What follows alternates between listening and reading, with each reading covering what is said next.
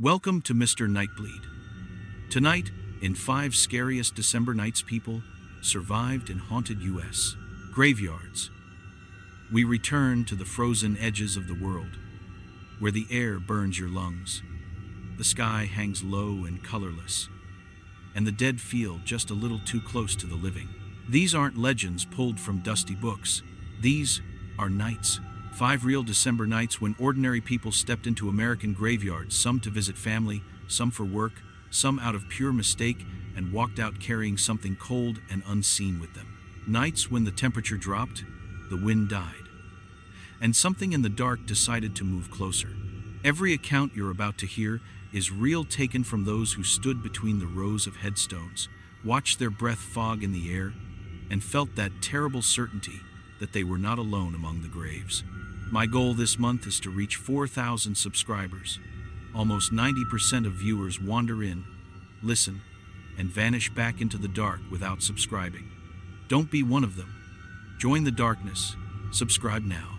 Before we begin, tell me in the comments where you're watching from and what hour of the night it is for you. And if there's a graveyard or cemetery in your town that feels different in December, quieter, heavier, wrong, somehow type its name below. Because when winter settles over the soil, when the ground is hard, the air is thin, and the world finally sleeps, some things beneath it still do not rest.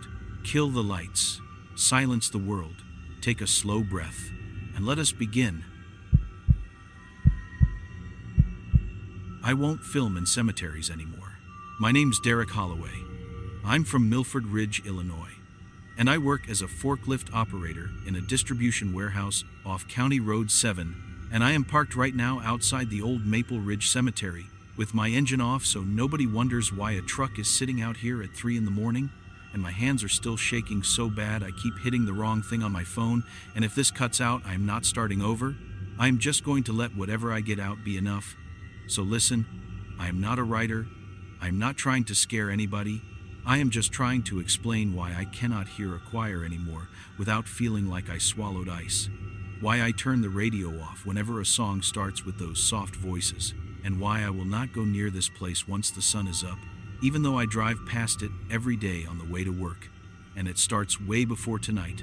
It starts last December, almost a year back, when things were normal and boring, and I thought this cemetery was just a quiet piece of land with some stones and a little brick chapel. Nothing special, just something you drive past and forget about 5 seconds later. That day started like the most average day I have had in my life. I remember because I keep thinking if anything had been different, if my alarm had not gone off, if I had missed the text, maybe this would have never happened. I woke up at 6 because the space heater in my apartment kicked off and the cold hit my face. And I looked at my phone and it said, December 12. 7 degrees outside, and I rolled out of bed, stepped on a sock, grabbed the same pair of jeans from the back of the chair and a gray hoodie that still had a grease stain on the sleeve from loading pallets. I made instant oatmeal with too much water, so it was runny, and I drank cheap coffee from the chipped mug with the warehouse logo on it. And I remember thinking the coffee tasted burnt, even though I had just bought that jar. I checked my schedule. I had the afternoon shift, 12 to 8, forklift and picking, and I was glad because the roads were icy and I hate driving in the dark and snow, and back then I only worried about sliding into a ditch, not about what might be waiting on the other side of the fence. I got a text from Nate around 9:30. Nate is one of those guys who is always trying something new. Last year it was flipping lawn equipment, before that it was detailing cars, and now it was a YouTube channel. He called it Grave Frame. And he mostly did videos, walking around creepy places, reading facts off his phone. It was small, a few hundred subscribers, but he talked about it like it was going to pay the rent any day now. And the text said, "Man, I swear to God." It said, "You off by 8, right? We are doing the December special tonight, Maple Ridge. Got permission and everything. Need you to run the second camera." And I stared at it while the TV was on mute, showing weather maps with blue bands of snow moving across the state. And I thought about saying no because I was tired already and I had to work. But I also had this stupid feeling of not wanting to be the guy who always says no. And he promised he had permission, which turned out to be halfway true, and I texted back, "Yeah, I get off at 8. I can swing by. How long?" And he sent one of those voice messages where he talked way too fast, saying, "We will be in and out. 1 hour tops. B-roll. Some talking shots by the chapel. Easy views. The algorithm loves December ghost stuff. You just point the camera and walk. Man." So I go to work, and it was boring in that way, where every small thing sticks in your mind later. I clocked in at 11:58. My card jammed for a second, and I had to swipe twice. The supervisor made a dumb joke about not breaking anything with the forklift this time, and I spent the afternoon moving pallets of dog food and paper towels under those humming warehouse lights while Christmas music played over the speakers, and I remember a choir version of some carol coming on, all those clean voices, and I did not feel anything then. I just rolled my eyes and kept working. If I had known, I would have unplugged the whole sound system right there. That kind of dry snow that looks fake under the lights when the loading bay door opens, like somebody shaking a bag of sugar, and the guys kept complaining about the cold and the salt on the road, and we all checked our phones to see if school was going to be canceled the next day for the kids. Even though I do not have any kids, I still checked, and I remember looking at the time, 6:24, 6:50, 7:05, counting down to the end of the shift, and thinking about whether I should bail on Nate, telling myself I was too tired, that my back hurt from lifting, but every time I picked up my phone during a break, there were new messages from him, pictures of the cemetery sign in the snow, a selfie with our other friend Lena and her camera, and a blurry shot of the little brick chapel with a light in one of the windows, and one said, "You will not believe this place, dude. The sound is insane out here. You have to come." I clocked out at 8:01 because the line at the time clock was slow, pulled my hoodie on, zipped up my coat, and walked out into the parking lot, and the cold slapped me in the face.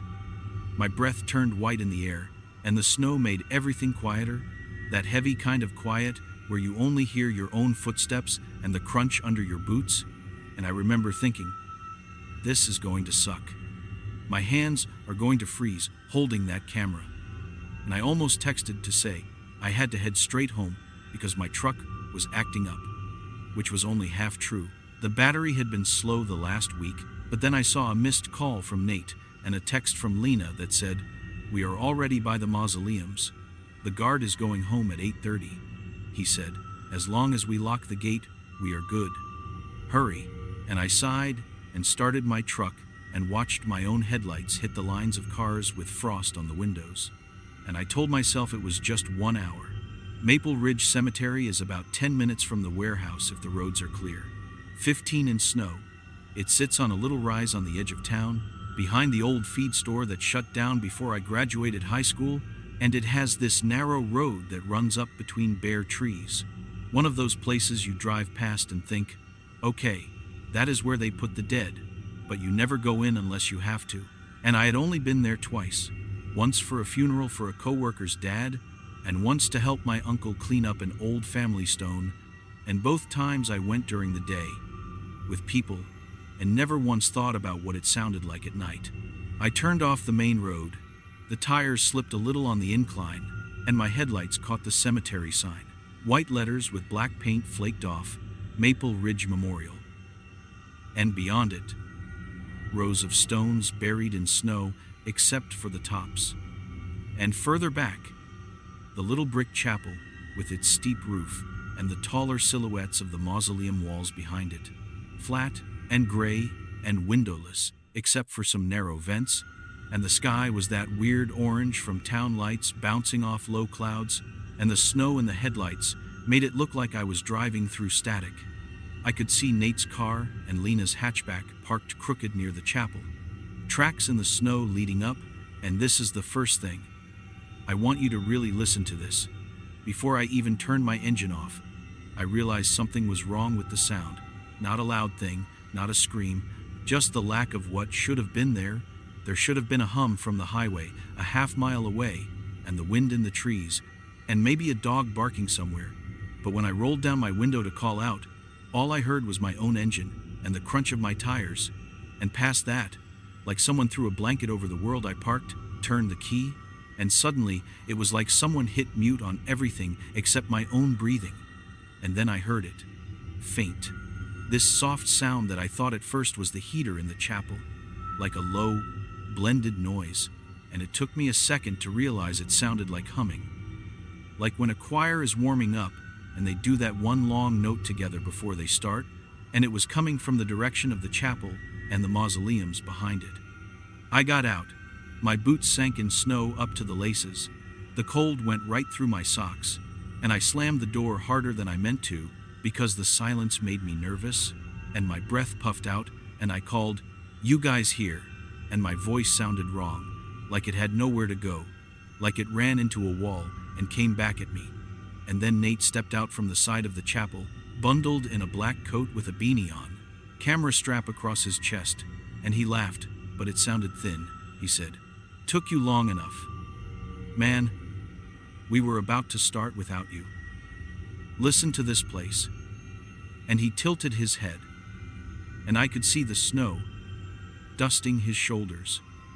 Lena was behind him, setting up a tripod, her cheeks red from the cold, breath puffing, and she waved, but did not really smile. And the little gate in front of the chapel door was chained, but not locked. The kind of chain you just loop, so it looks closed, and beyond the iron fence, you could see the heavy wooden chapel door, and there was no light in the windows anymore. But I still heard that sound, that hum, like it was coming from inside thick walls and out through the stone and the snow. Nate said, "I talked to the caretaker earlier. Mr. Lang, old guy with the hat. He left at 8, said we could film by the chapel as long as we did not go inside or mess with anything. He said the chapel is locked at 6 anyway. So, whatever you think you are hearing is not a choir practice," and he said it with that grin he gets when he thinks he has found something perfect for a video. And he handed me the smaller handheld camera with the strap still warm from being under his coat, and I wrapped it around my wrist. And he said, "We are going to do the intro right by the path. Lena will get the wide shot. You just walk alongside me, no big deal." The path between the chapel and the first row of stones had been cleared earlier that day, so there was a strip of hard, packed snow with footprints already in it. Maybe from the funeral that afternoon, and the rest of the ground was uneven white mounds with tips of stones and plastic flowers poking out like frozen hands. And the hum was steady, never getting louder or softer, just there under everything, like the bass note in a song that never changes. We started filming, and this is important, because when I play it back in my head, it does not match what I remember seeing with my eyes. Nate stood facing the camera, with the chapel door over his shoulder and a row of headstones to his left. And he started his usual intro. "Hey everyone, it is Nate from Graveframe. Tonight, we are in Maple Ridge Memorial, one of the oldest cemeteries in Milford County, and it is December, the snow is coming down, and the stories say that if you stand here by the old chapel after dark, you can hear what sounds like a choir, even when the building is empty and locked." And I held the camera, the red light on, the little numbers counting up, and I kept glancing at the chapel door, because as he talked, I swear to God, I heard something change in that humming, like a few voices separated from the rest and slid into a pattern. I thought I was imagining it, like when you stare at nothing and start to see shapes, but my fingers tightened on the camera and my focus drifted. And I must have lowered my arm a little because Lena hissed, "Keep it up, Derek, come on." And she sounded annoyed in a normal way, nothing scared in it, and that almost made me feel better, like I was overreacting, until she said, "Do you hear that?" And Nate stopped mid-sentence and frowned, and we all stood there in the cold looking at each other. "It is not the wind," Lena said. "There is no wind," and she was right. The branches on the trees were still, the flags by the veterans' row were limp, you could see the snow falling straight down, and the humming was out of place. Too smooth, too full, and then there were shapes in it. I do not know how else to say it. like the sound learned a tune without turning into a song. Nate said, "This is perfect. Make sure the audio is rolling," and he did that nervous laugh again, but he did not step closer to the chapel. He stayed where he was, and I lifted the camera back up and pointed it at the door. The second wrong detail was small, and I almost convinced myself I imagined it, but I did not. I know I did not. There is a brass plaque next to the chapel door with the dedication, the year it was built, something about those who rest here, and I remember from the funeral that the bottom line used to say, "Rest in peace." Simple as that. I remember because my aunt had commented that everything said that. But when my eyes flicked over it now, in that weird half-light from the sky and the snow, the bottom line looked different. Like the letters were smudged, and for a second, I thought it said something like, "Rise when called," and then I blinked, and it was back to normal, or maybe I just forced my brain to put the old words over it. Nate wanted to do a walking shot around the side toward the mausoleums, and I did not want to. I am not going to lie. I wanted to stay by the cars where the truck was sitting, like it still belonged to the world I knew. But he kept talking about how this was their December special, how the algorithm loved anything with snow and candles, and how we could be done in half an hour. And he said, "Listen, if it gets weird, we bail. Okay, we do not have to be heroes." And he said it like a joke, but he looked down when he said it. Past stones with names half covered in snow, dates peeking out, little solar lights that were not on, plastic wreaths frozen in place, and the hum shifted again, and now it was like it was following us. Always just ahead, around the corner, never from behind. And the farther we got from the road, the more the world behind us went away. No engine sounds, no distant traffic, just our boots and our breath, and that layered tone that pressed in on my eardrums.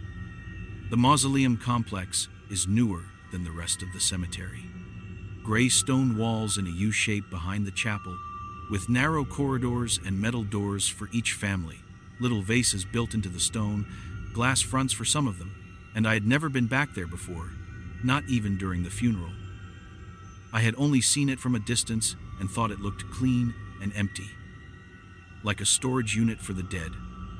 When we turned the corner and stepped between the first two mausoleum blocks, the humming changed, like someone turned up the volume without touching a dial. And it was not echoing off the stone the way normal sound would. It was just suddenly right there, everywhere, inside my head and over my skin, and Lena stopped walking and said, "I do not like this. I really do not like this." And Nate said, "Just a quick pan shot. We will stand at the end, get the chapel bell tower in the background, and we can be done." At the far end of the corridor, there is a little open square with a bench and a tree that always looked dead, even in the summer, and from there you can see the chapel roofline and a bit of the town through the gap, and that is where Nate wanted to stand. So we walked. The snow thinner here, because the walls blocked it. Just patches of white on the stone floor, like spilled flour, and as we passed each metal door with its little nameplate, I had this feeling I cannot explain, like if I looked straight at the name, something would be wrong. So I kept my eyes on the ground and the bench. And the humming, that is when it started to separate into layers, high voices and low voices, holding the same long note but not quite lining up, like they were slightly out of time with each other. When we reached the open square, Nate turned to me and said, "Stand there. Get the mausoleum door behind me. I will talk about the legends, and then we can try to see if we catch the sound on tape." And I said, "We are already catching it. My ears are ringing. Man." And he said, "Yeah, but the mic, we need it clean." And he took a deep breath and started talking into the lens. It is hard to describe what happened next without sounding like I am making it up.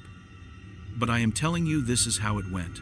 He was talking about people hearing choirs here in December, about how the chapel has not had a real choir in years, about how the caretaker swears the building is empty, and as he talked, the humming behind his words started to pulse, not louder, just with a kind of beat, like a heart, slow and steady, and my hands started to shake, not from the cold, but from something like static crawling under my skin, and the faces in the shadows between the mausoleum doors looked wrong. Even though I was not looking right at them, it was like my peripheral vision was trying to tell me there were more people standing there than there were. Lena said my name, soft, Derek. And when I glanced over, she was not looking at me. She was looking at the screen on her camera, and her brow was furrowed, and she said, "The picture is weird." And I stepped closer for a second, and in her little flip-out screen, I saw Nate standing where he should be, but behind him, the doors did not look like solid rectangles anymore. They looked like shapes moving like cloth, darker than the dark, and I pulled back because I felt dizzy. That is when we all heard it for the first time, not just the hum, but the thing inside it, something like words, but too blended to make out. Too many voices saying the same thing in a way that made it impossible to pick out a single syllable. And I remember my brain trying to split it apart to find a language in it, and failing. And that failure felt like sliding on ice, like there was nothing solid for the thought to land on. And Nate's voice cracked in the middle of his sentence, and he stopped and turned his head to listen. Nobody spoke for maybe 10 seconds, and in that 10 seconds, the sound changed again. It narrowed, it focused, and it started to come from one direction instead of everywhere. From behind us, from the corridor we had just walked down, and my stomach dropped because there was nothing there but empty air and rows of doors and the path back to the cars, and yet the sound had weight now, like it was moving toward us. Lena whispered, "I think we should go." And Nate said, "No, this is it. This is what we came for. If we leave now, we will just sit in the car and talk about how we almost caught it." And his breath was visible in sharp bursts, and his eyes were shiny, not from tears, from something like excitement and fear twisted together. And I hated him for that for a second, for thinking about content when my body was telling me to run. Then Nate's face changed. His expression went slack, and he tilted his head a little to the side, like he was listening to someone talking right into his ear, and his eyes unfocused, and he said, very softly, "Do you hear how many they are?" And my heart started pounding so hard, I could feel it in my throat, because the way he said it did not sound like him trying to be dramatic for a video.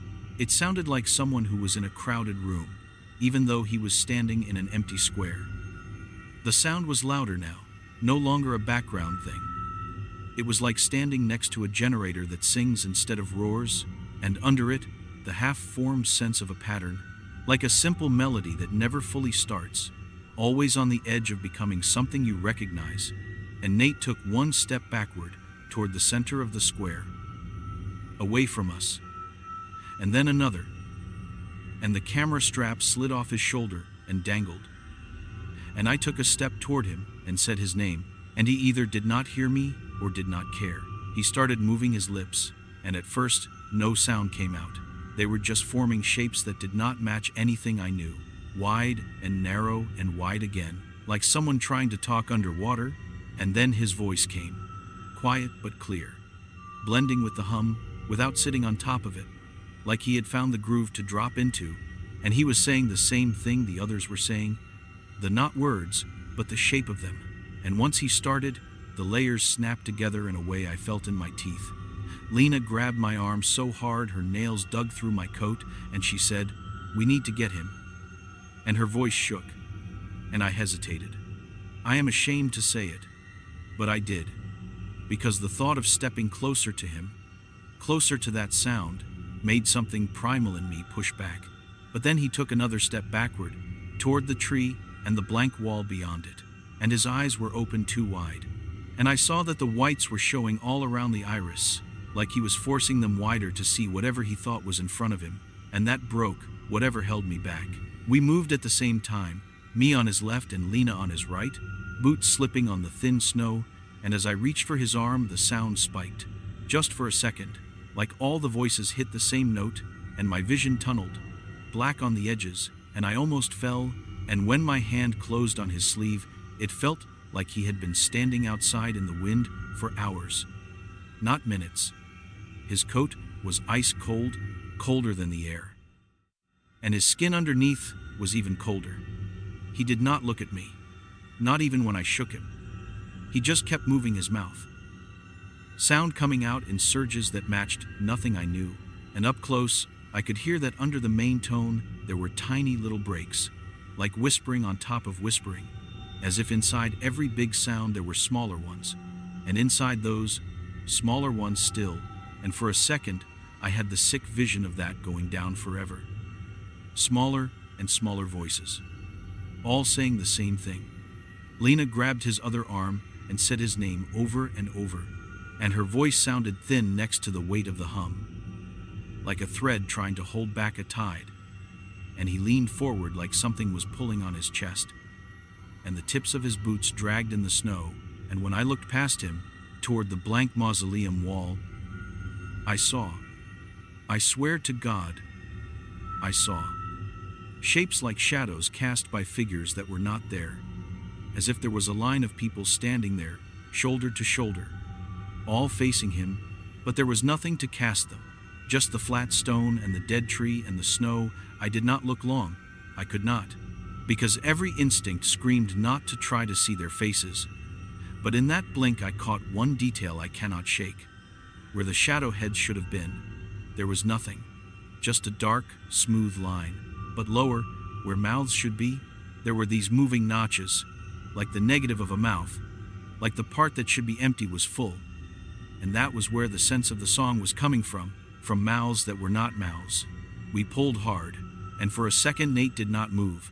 His body was stiff, leaning into nothing, and then everything gave way at once, like a rope snapped, and he stumbled backward into us, knocking us all off balance, and we went down in a heap, my knee smashing into the stone, pain shooting up my leg, snow biting my skin, and his voice cut off mid-sound, and the hum dropped back to that original low note, constant and dull, like nothing had happened.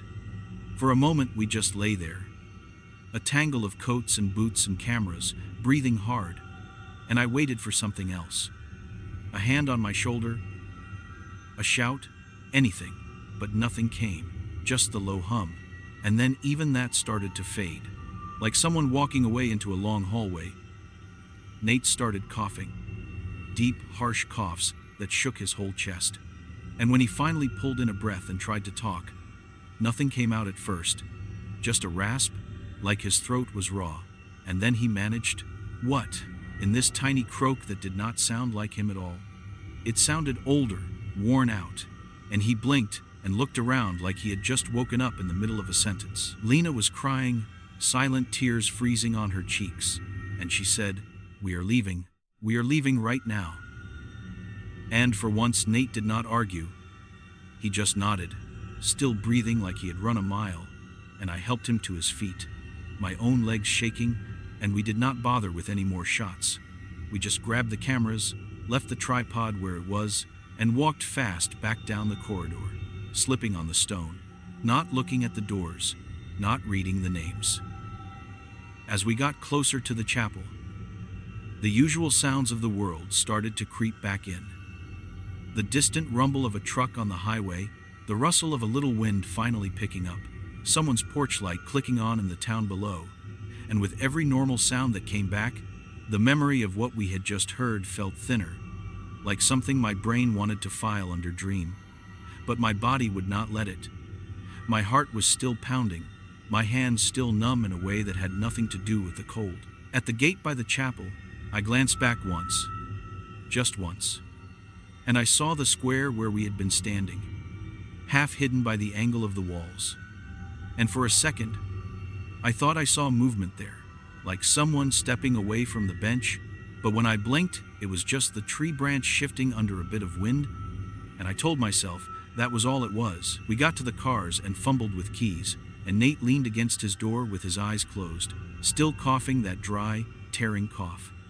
And Lena said, "Hospital. We should take you to a hospital." "Your voice?" And he shook his head, slow, and whispered, "I am fine, just need water, just need to get warm." And even though he said fine, he sounded anything but, like every word was scraping his throat on the way out. We did not argue much. We were too shaken, so we all just agreed to meet the next day, to look at the footage, to see if we had imagined it. And I drove home with my hands, gripping the wheel so hard my knuckles hurt, the truck heater blasting, and I kept glancing at the rearview mirror like something was going to be sitting in the bed, but there was nothing there, just the faint glow of my taillights on the snow behind me. That night, I could not sleep. Every time I closed my eyes, I heard that layered sound starting up, building and building, and I would jolt awake and stare at the dark ceiling of my bedroom, listening for it, not sure if I wanted to hear it again or not. And once I got up and turned on the kitchen light just to hear a switch click and a fridge hum. Normal things, proof that the world obeyed rules. The next day, I texted Nate around noon to ask how his voice was, and he replied with one of those short, typed messages, "It hurts, but I am okay," and another that said, "Come over at 3. We will go through the footage." And I almost said no, but the part of me that needed to know if the camera caught what my eyes refused to process said yes for me. His apartment was warm, too warm, the heat turned up high, the windows covered in condensation, and he sat on the couch with a blanket over his legs and a big thermos of tea in his hands. His voice reduced to a hoarse whisper that broke every few words, like something had scraped his vocal cords clean, and Lena sat on the edge of the chair closest to the TV, her camera on the coffee table flipped open and plugged into the cable that ran to the screen. We watched the footage from the chapel first, and it was almost normal. A little flat, the mic picking up the hum as a faint background noise, no louder than a furnace, and if you did not know to listen for it, you might miss it entirely. And there were no weird faces or flickers, just us standing there, looking like 3 idiots in too many layers, our breath clouding the air. Then we queued up the mausoleum corridor shots, and the second the video started, my hands went cold again, because even before we got to the square, the hum in the audio was louder than I remembered. Not just a faint background anymore, but a steady tone like a sustained note from an organ, except there was no texture to it, just pure sound. And as we watched ourselves walking down the corridor, the walls on the screen seemed slightly closer together than I remembered, like the frame was tighter than it should have been, like the camera had lost some width. When we got to the part where we stopped at the square, everything looked wrong in ways that did not jump out at first. But once you saw them, you could not unsee them. The shadows between the mausoleum doors were too dark, like someone had turned the contrast up just on those areas, and they shifted in a way that did not match our movements. A fraction of a second behind, like they were thinking about how to respond. And then Nate's face came into frame, the point where he tilted his head to listen, and the sound on the recording swelled, layers of humming stacking on top of each other in a way that made the speakers buzz, even though the volume bar had not moved. And when he started to mouth the not words, the audio glitched for a second, not with static, but with something like a double, like there were 2 versions of his voice, one we could hear and one just below hearing, exactly the same timing but deeper. And that deeper one merged with the hum. I said, "Pause it." My own voice too loud in that little room. And Lena hit the button, and the screen froze on Nate's face. Eyes too wide, mouth halfway open, and up close you could see that his pupils were larger than normal, almost swallowing the color, and reflected in the shine of his eyes were shapes that did not match the light sources we knew were there. Like a row of pale ovals just at the bottom of the frame. Nate whispered, "Play it. I need to see," and we let it go, even though every part of me wanted to turn it off, to unplug the TV, to smash the camera, anything to stop those images from existing. When we got to the moment where we grabbed him, the picture wobbled as the camera got jostled, and for a few frames the lens swung toward the bench and the wall behind it, and in those frames, clear as if we had filmed a choir on a stage, there were shapes, not solid, not like people you could describe, more like cutouts in the dark, lined up, and where their faces should have been there were smooth empties. And below, where the mouths were, there were these churning gaps that matched the rhythm of the hummed song, opening and closing. all together, but not quite in sync. Like a crowd that cannot decide when to clap. We did not pause it on that. We could not. Our brains slid right off it, like oil on glass. And before any of us had time to say anything, the camera swung back to our bodies on the ground, and then the sound dropped back down, and the rest of the clip was just us gasping and stumbling away. When the video stopped, nobody talked for a full minute. The only sound in the room was the little ticking of the wall clock and the faint buzz of the TV, and I realized I was holding my breath and forced myself to let it out. And Lena finally said, very quietly, "We are deleting that." Right. And her voice had this thin edge to it, like she was trying not to cry again. Nate just stared at the black screen, his jaw tight, and then he nodded once, sharp, and whispered, "Yeah, we cannot post that. No one would believe it anyway. They would just say it is edited."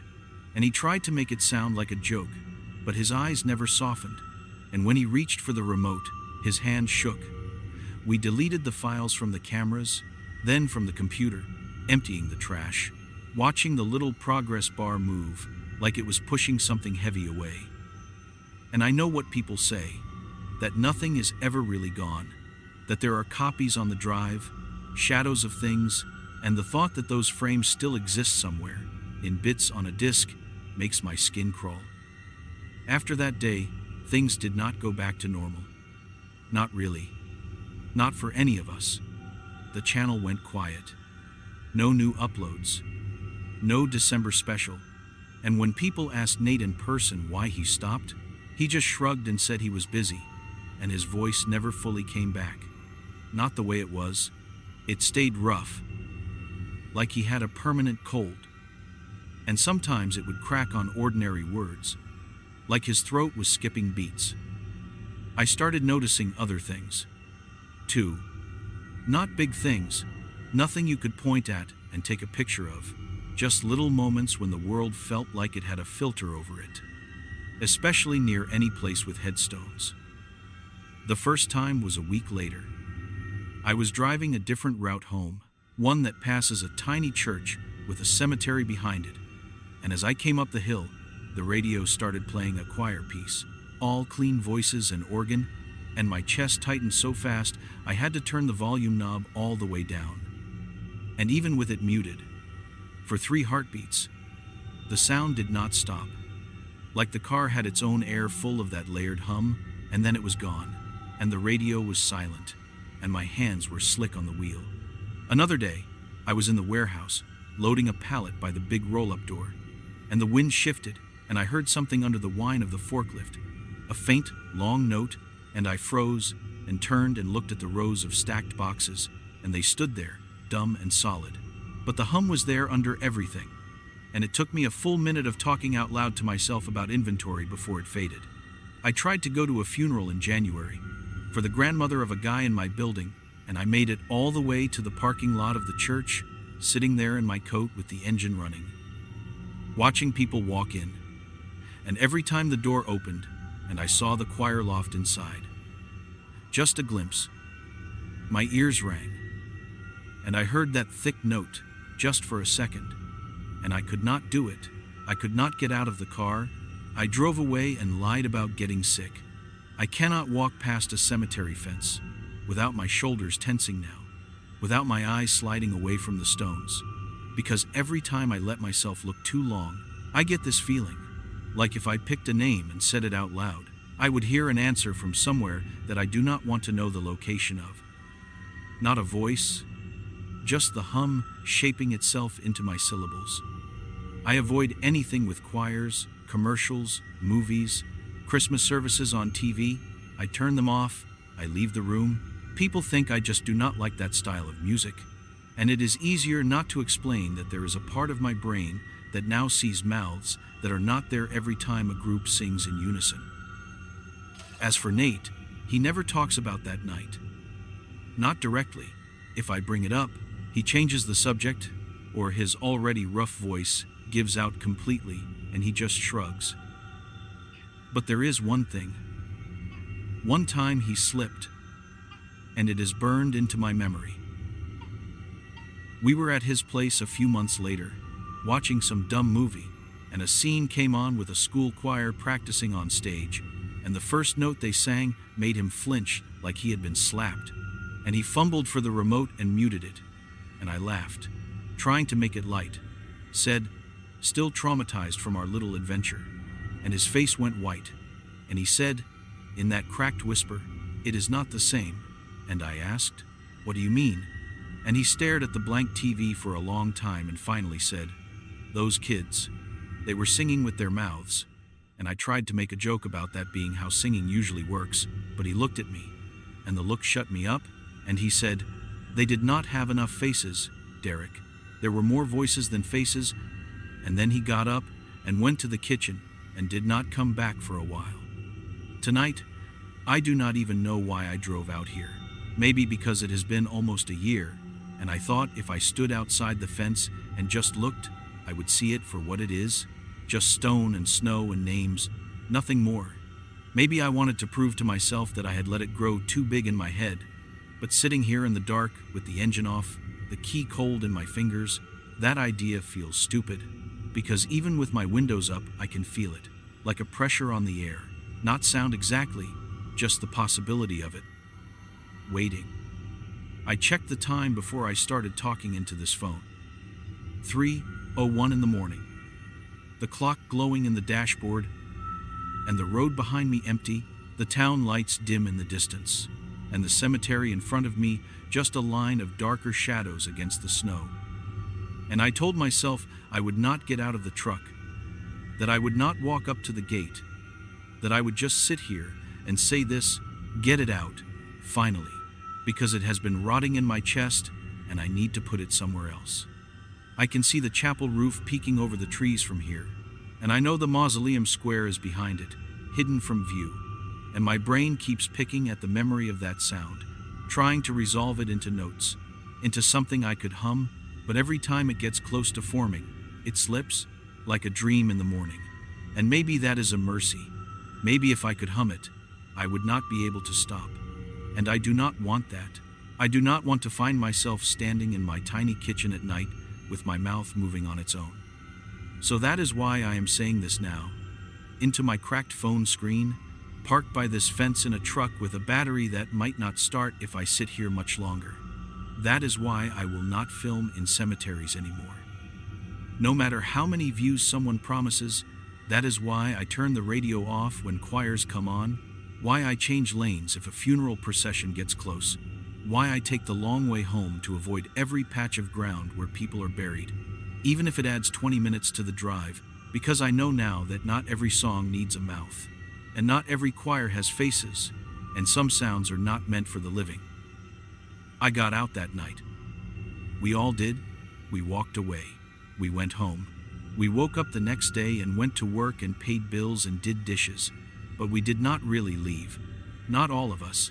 There is a part of me still standing in that square, holding a camera with shaking hands, watching a friend lean towards something I cannot see, listening to a song that has no words, and I think that part is going to be there until they put me under my own stone somewhere, and I swear to God, if anyone ever tries to film a December special at my grave, I hope they get in their car and drive away before the first note starts. My name's Daniel Mercer. I'm from a little place called Hartsboro, North Carolina, and I work as a flooring installer for a small outfit that does old houses and cheap rentals. And right now, I am sitting in my car next to the little cemetery on the edge of town with the engine off, because I do not want the sound to cover anything that might be moving out there, and my hands are shaking so much, I keep hitting the wrong thing on my phone, so if I drift or repeat myself, just stay with me. I am trying to get this all out before I lose my nerve, before I start telling myself again that it was just bad sleep or travel or stress and not what it really was, which is the reason I will not walk through any cemetery in winter ever again, not even the one here where my grandfather is, not even in daylight, not for anything. And this all started last December when I said yes to a side job I should have turned down. I install hardwood and laminate, and sometimes tile, I am the guy who hauls boxes of planks up narrow stairs and trims them and nails them in and goes home with sawdust in his hair and glue on his palms that takes 2 days to come off. But on weekends, when I can, I take pictures because my sister gave me an old camera years ago and I just never stopped using it. And around here, people know that I will show up for cheap and shoot whatever they want.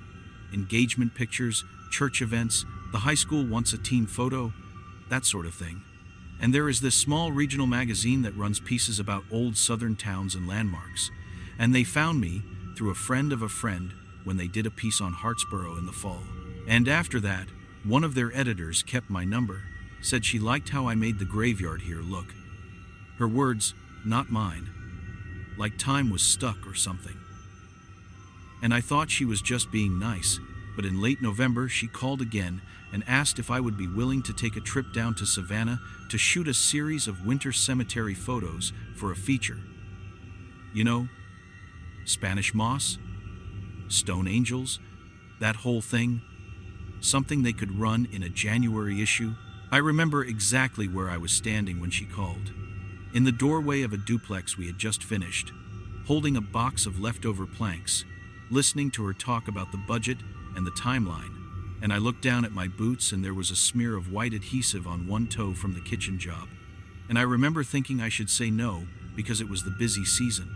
People wanted work done before the holidays, but she said the pay, and it was more than I had ever gotten for pictures, and she said they would cover gas and a cheap room and I could do it in 2 nights if I planned it right, and I said yes. I swear I heard myself say it before I even finished thinking it through. The morning I left for Savannah, I had oatmeal with too much sugar and a cup of coffee that tasted like burnt filter because I let the pot sit on the hot plate too long while I ran around stuffing clothes and lenses into my old duffel, and I put on my gray work shirt by habit, the one with the company patch half peeled off because the stitching caught on a nail. And then I changed into a plain long sleeve because I told myself I was going to be a photographer that weekend, not the floor guy, and then I changed back again because the long sleeve one had a stain on the cuff I could not place, and it bothered me more than it should have, like the day was already starting wrong. I checked my phone at exactly 7:13 inches the morning when I started the engine because I wanted to text the editor my ETA. And I remember the time because I screenshotted the map to send with it, since the signal at my place is bad and the little timestamp is still on that image in my gallery. I have never deleted it, even though looking at it makes my stomach twist. The drive down was normal. That is important to me, that you understand that. Nothing strange on the highway, no lights in the sky, no weird hitchhikers, just gas stations and billboards for fireworks and boiled peanuts. And I listened to an old playlist, and I stopped at a bright little diner off the interstate around 11 for a turkey sandwich and fries. And when I used the bathroom, I looked at myself in the mirror over the sink, and I remember thinking I looked tired, but not worse than any other job day. The plan was simple. That is, what I told myself.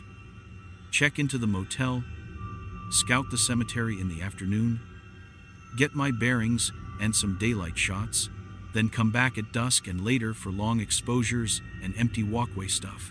The magazine wanted the one that everyone knows, the big historic cemetery with tours and postcards, because they wanted people to recognize it. They said that helped clicks, so I drove straight there after I checked into this cheap place with a broken ice machine and a loud vending machine in the hallway.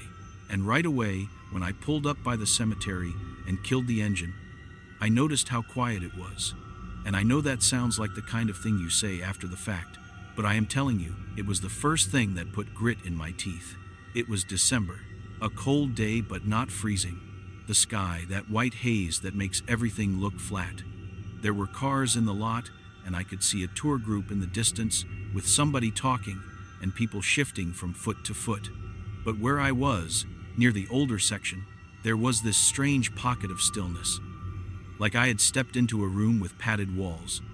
The traffic noise from the road just sort of faded to the back.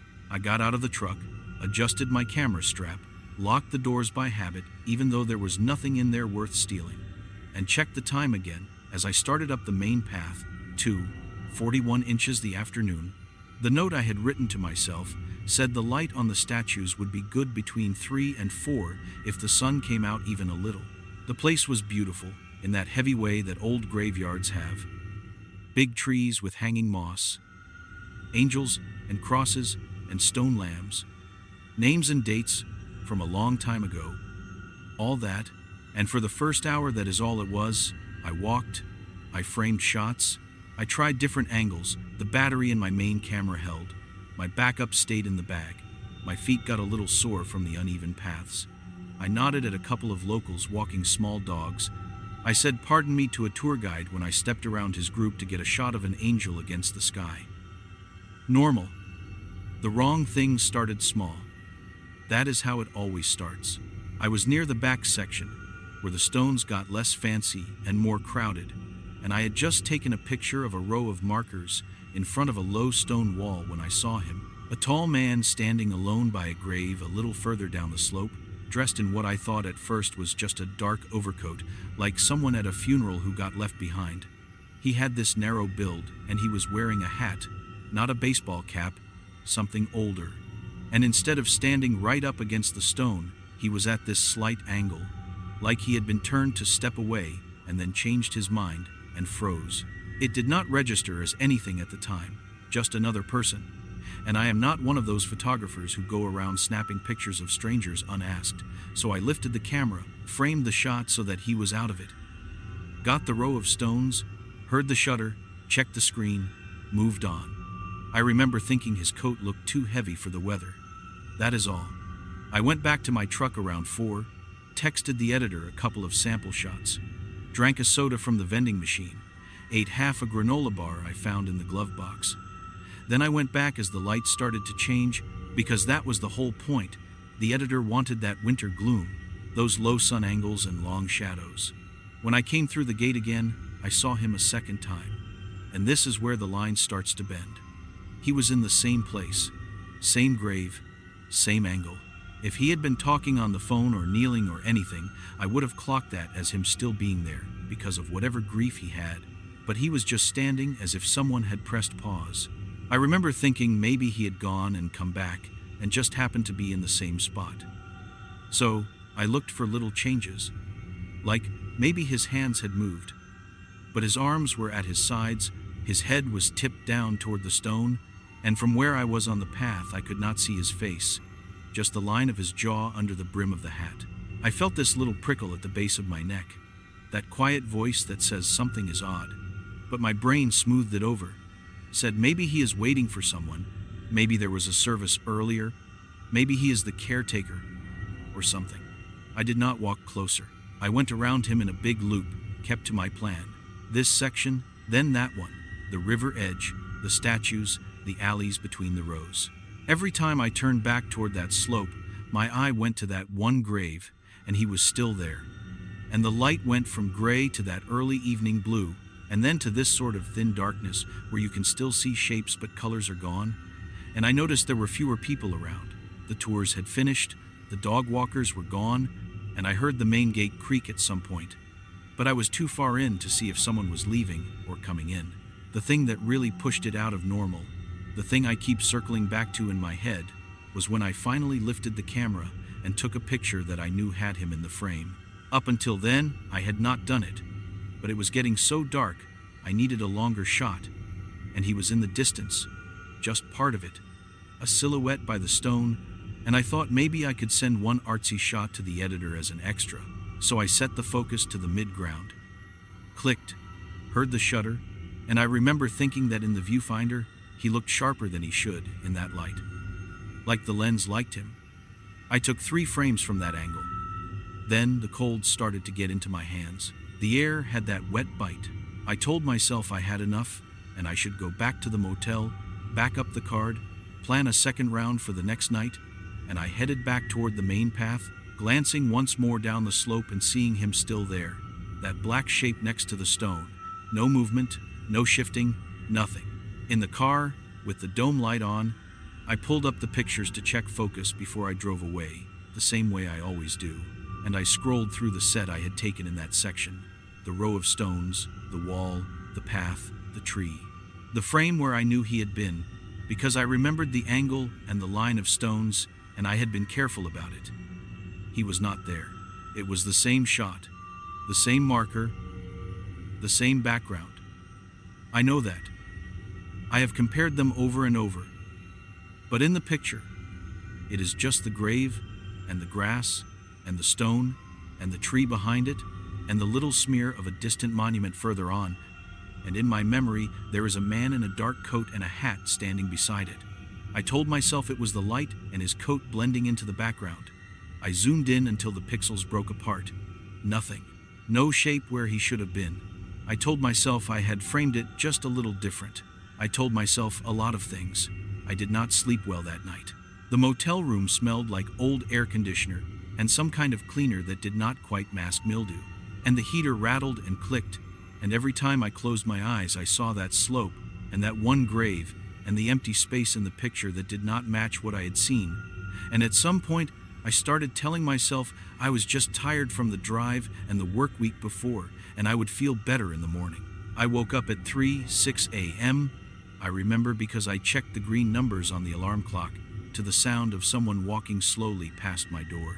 The steps were heavy and even, heel then toe, the way someone walks when they are not in a hurry, and there was a slight scrape every few steps like a shoe catching, and right away my body went rigid in the bed, my mind showing me the man from the cemetery walking down the motel hallway in that coat, passing each door, listening.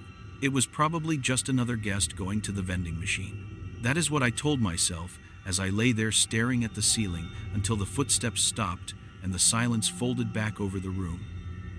In the morning, I almost checked out and drove home. I stood there with my bag packed, car keys in my hand, and I wrote out a text to the editor that said something about the weather, about not getting what I wanted, about needing to reschedule, and then I deleted it, because the part of me that has had to scrape together rent for years would not let me walk away from the money. I told myself the man had been a normal person, that the missing figure in the picture was just a mistake on my part, that the footsteps were nothing. And I went back to the cemetery. Second day, same gate, same crunch of gravel under my boots, same smell of damp stone and old flowers. And this time the sky was darker, lower, with a feel in the air like it might rain even though the forecast on my phone had not shown any storms. I started in a different section, told myself I would avoid that back slope. But the editor had mentioned the view from there in her notes, said it was one of the angles people loved, so eventually the path curved and I was there again, climbing the slight rise, camera strap digging into my shoulder, my breath a little visible when I exhaled. He was there. Same grave, same spot, same coat, same hat. I stopped walking. I did not mean to. My body just stopped. There was no one else on that side, no tours, no gardeners, nothing but the sound of some distant car, and, closer, the faint rattle of plastic flowers on a nearer grave as the air shifted. I told myself to say something, to call out a hello, ask if I was in his way, anything that would prove he was a normal person and not this fixed point that had been sitting in my head all night, but my mouth stayed shut. He did not move. I looked down at the stone he was standing next to, because sometimes the dates and names tell you what is going on. If it is a recent burial or a family plot, something like that, but from where I stood, the letters were just shapes, and I realized I was going to have to get closer to read them, and my chest tightened. I decided to walk the long way around, circle behind him, come up on the other side so I could see the stone without passing right next to him. It felt childish, like avoiding the edge of a dark room, but I did it, boots sinking a little into the softer ground between the rows, careful not to step on any graves, my camera bumping against my chest. As I moved, the air shifted again. The plastic flowers rattled once more, then went still. My brain was ready for it. You know, I was ready for the moment when I would get to a certain angle and see his face in profile. Maybe little details like stubble or glasses. Something ordinary that would settle this. But when I finally reached a point where I could have seen more of him between two closer stones, he was not exactly where he had been. He was just a little turned, the angle of his shoulders different, as if he had rotated the smallest bit without me seeing it. His head was still bowed, still tipped toward the stone. But the shift was there. I know he had not been like that the first day. I know he had not been like that when I first saw him that morning. It was like he had changed his mind about which way he wanted to stand, but had done it in the part of time when I was looking somewhere else. I backed away. I did not mean to. It just happened.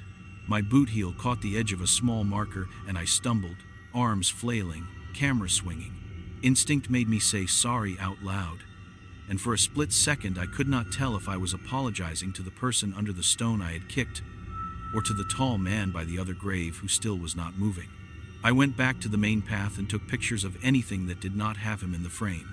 Trees, statues, paths that turned away, the river, anything. I checked my phone over and over, looking at the time, at the weather app, at the battery indicator, counting down the hours until I could justify leaving, but the editor had texted that morning saying how excited she was, how the first samples looked great, and I kept thinking I needed more, needed dusk shots, needed variety. Around 4:30 the sky got darker, like a storm but without the buildup. The air had that taste before rain, metallic almost, and I noticed my breath was clearer now, little clouds in front of my face when I exhaled. I had my hands jammed in my coat pockets between shots, my fingers stiff. Somewhere between checking the battery and swapping to my second memory card, I realized I could not hear any birds. You do not notice that kind of thing until it goes missing. There had been gulls earlier, and small birds in the trees, but now there was just this flat quiet layered over the whole place. I checked my phone again. The signal bar blinked once and dropped to 0. That was when the editor called. The screen lit up with her name. The phone buzzed in my hand. And for some reason, the sound made me jump like a shout. And I answered it without thinking. Grateful to hear someone normal, but the call connected and all I heard was this thick, wet static, like when you stand too close to an old television that is not tuned to a channel, and under it, buried very low, a sound that might have been a voice or might have been wind in a far hallway. I said hello 3 times. I said her name. The screen showed the call timer moving. The static stayed, then it cut off. The signal bar was still down. My stomach dropped. I stood there in the path with the phone in one hand and the camera strap in the other, the air cold on my face, and I had this sudden heavy sense that I had stepped onto something I could not step off of, like I had passed a sign in a language I did not read. I told myself it was a tower glitch. I told myself I would call her back from the motel. I put the phone in my pocket and realized my feet had turned me without my say-so. I was facing the slope. I was facing him. He had not moved. It was in those tiny shifts again that you only notice when you compare one moment to another. The darkness was coming in now. Not sudden, just that creeping dim where your eyes keep trying to adjust. The stones went from white to gray. The moss looked like wet hair. I could see my breath in longer streams. And around him, just around him, it started to fall. At first I thought it was ash. It was that kind of fine, slow drift, small pale pieces turning in the air. But when one landed on the back of a nearby stone and did not stick, when it melted into a wet dot, my mind caught up with itself. Snow. It was snow. Not over the whole cemetery, not even over the whole slope. Just in this tight circle with him at the center, maybe 3 graves across in each direction, a little halo of weather that did not match the rest of the world. I could feel cold on my face, that prickling thing you get when flakes touch skin, but when I looked down at my coat, there was nothing on it. When I held out my hand, palm up, a flake passed right through it, like it was falling in some separate layer. The air had 2 temperatures at once, one for me, one for him. My heart started beating so hard I could feel it in my teeth. I should have left right then. I know that. I should have turned around and walked out the gate and gotten in my truck and driven all the way home without stopping.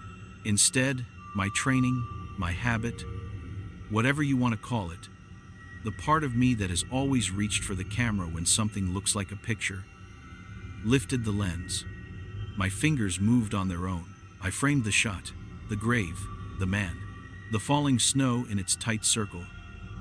I focused. I clicked. The shutter sounded very loud. He did not react. If anything can be said to be more still than still, that is what he was. I took 3 frames. 4. My breathing got louder in my own ears. The snow kept falling around him, not heavier, not lighter, the same steady pattern, each flake turning, landing on the stone, on the ground, on the shoulders of his coat. I saw some land on the brim of his hat and not slide off. They stayed there, as if the hat was colder than the air. My eye twitched in the viewfinder. In one of the frames, just for a second, I thought I saw his head rise a fraction, as if he was lifting his face from the stone, but when I dropped the camera and looked with my own eyes, he was as he had been, head bowed. My throat hurt. I realized I had been holding my breath. The path between us seemed very long. It could not have been more than 30 or 40 feet, but it felt like the kind of distance you cross at your own risk. For a second, the old lessons about respect in graveyards came back. The ones my grandmother used to tell me, about not stepping where people are buried, about not talking loud, about not bringing anything in you would not want to leave behind, and underneath them there was something else, something older, some part of me that recognized this setup as wrong in a way I did not have words for. I heard a car door slam faintly from somewhere near the entrance. That small, normal sound cracked whatever spell had been building. I backed away, turned, walked fast down the path. I did not run. I wanted to. My legs wanted to. I walked. Gravel under my boots. Stone to my right. The feeling of eyes between the markers, even though I knew he had not looked up. At the gate, I could hear traffic again, like someone had taken a lid off the world. I got in my truck, hands fumbling with the keys, started the engine, pulled out, and drove back to the motel with my jaw clenched so tight it hurt. In the room, I locked the door, then checked it twice, then pushed the little metal bar over even though I have never trusted those things, and I set the camera on the small table and just stared at it for a while, like it might move on its own. Eventually, I made myself take the memory card out, put it into the reader, hook it up to my old laptop. The fan in that thing is loud. It whines when it starts, and for once, I was grateful for the noise. It sounded human. I opened the folder, scrolled through. There were the shots from the previous day. There were the ones from that morning. The light changed, the angles shifted, the usual progression. My hands were sweating. I wiped them on my jeans and clicked on the last few files, the ones I had taken on the slope when the snow started around him. The first one came up. The grave, the tree, the stones around it. No man, no coat, no hat, no snow. Just the clean, dry grass, the lettering sharp and dark, the background soft from the focus. My stomach dropped so hard, I thought I was going to be sick right there on the cheap carpet. I closed the image, opened the next. Same scene, slightly different framing, same absence. The third, the fourth. He was not in any of them. The snow was not in any of them. It was like I had stood alone on that slope and pointed my camera at an empty grave. I zoomed in until the pixels blurred. Nothing. No disturbance in the air. No shadow where he should have been. If it had only been the distance shot from the first day, I could have told myself I misremembered. I could have said I thought he was in frame when he was not. But I knew what I had seen that second day. I knew how clearly he had stood there, right in front of me. With that ring of falling snow, I could still see the flakes on his coat in my mind, clear as any picture. My throat felt tight. I realized I had been breathing shallow for minutes. I stood up too fast, the chair legs scraping, and had to put a hand on the wall until the dizziness passed. I wanted to call the editor, to tell someone, to hear a normal voice tell me it was nothing, but my phone sat face down on the bed, and when I picked it up, the signal bar flickered and dropped to 0 again.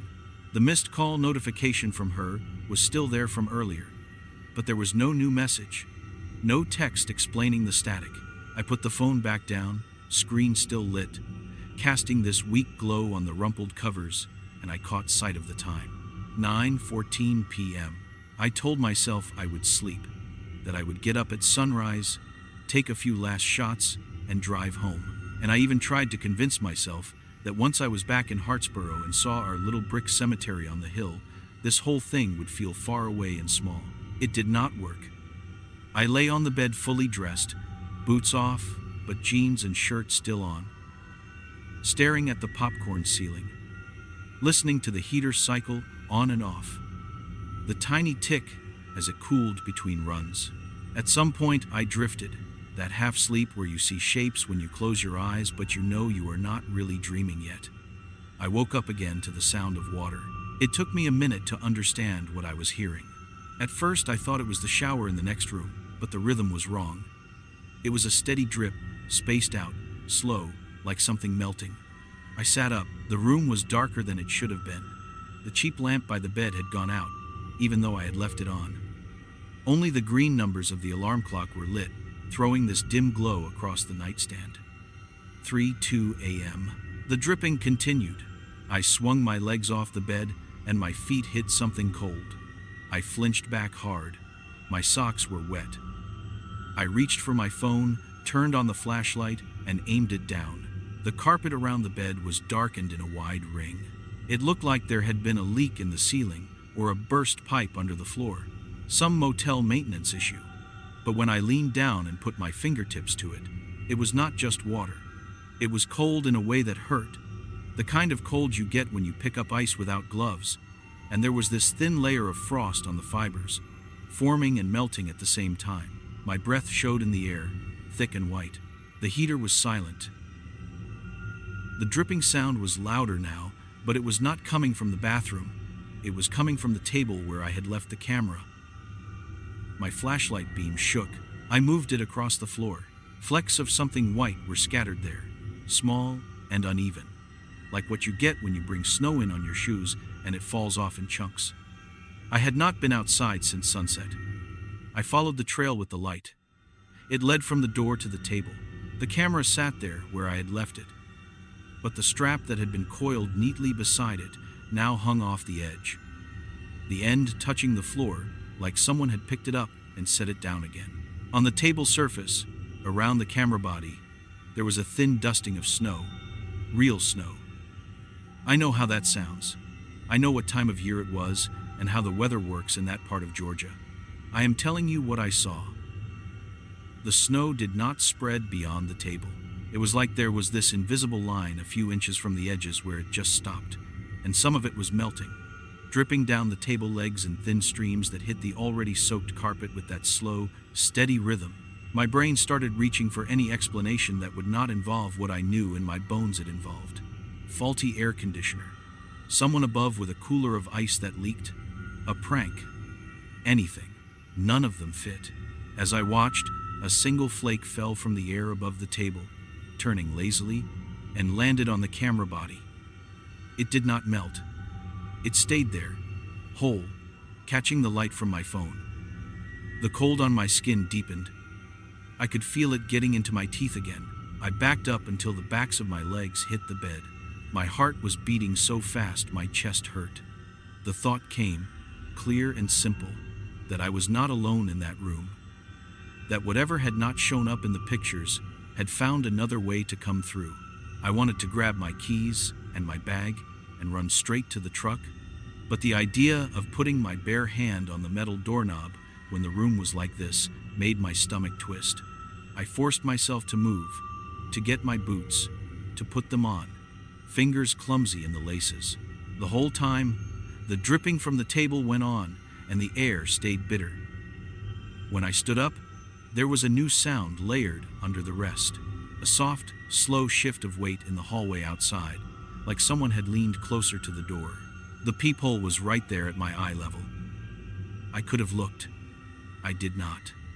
I told myself I was not going to give whatever was on the other side the satisfaction. I picked up my bag with one hand, phone in the other, and went to the door.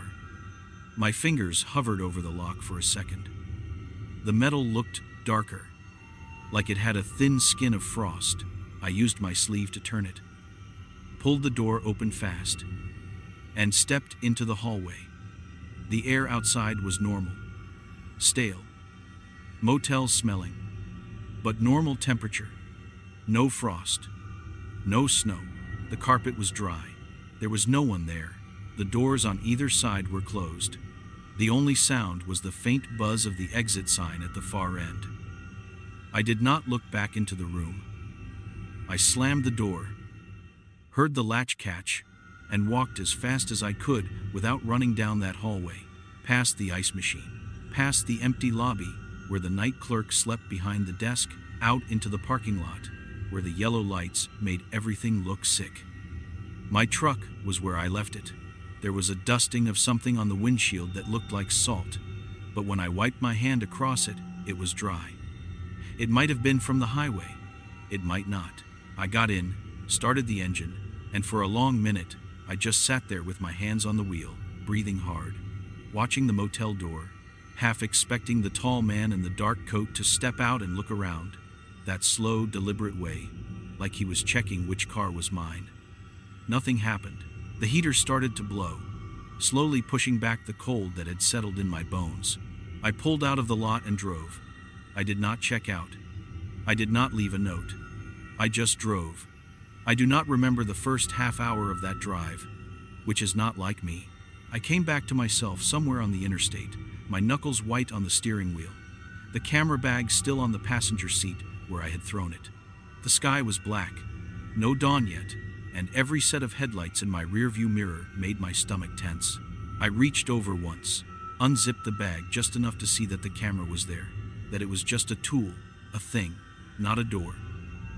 And when my fingers brushed the plastic housing, it was cold, but not like that room, just night cold. I got home late the next day.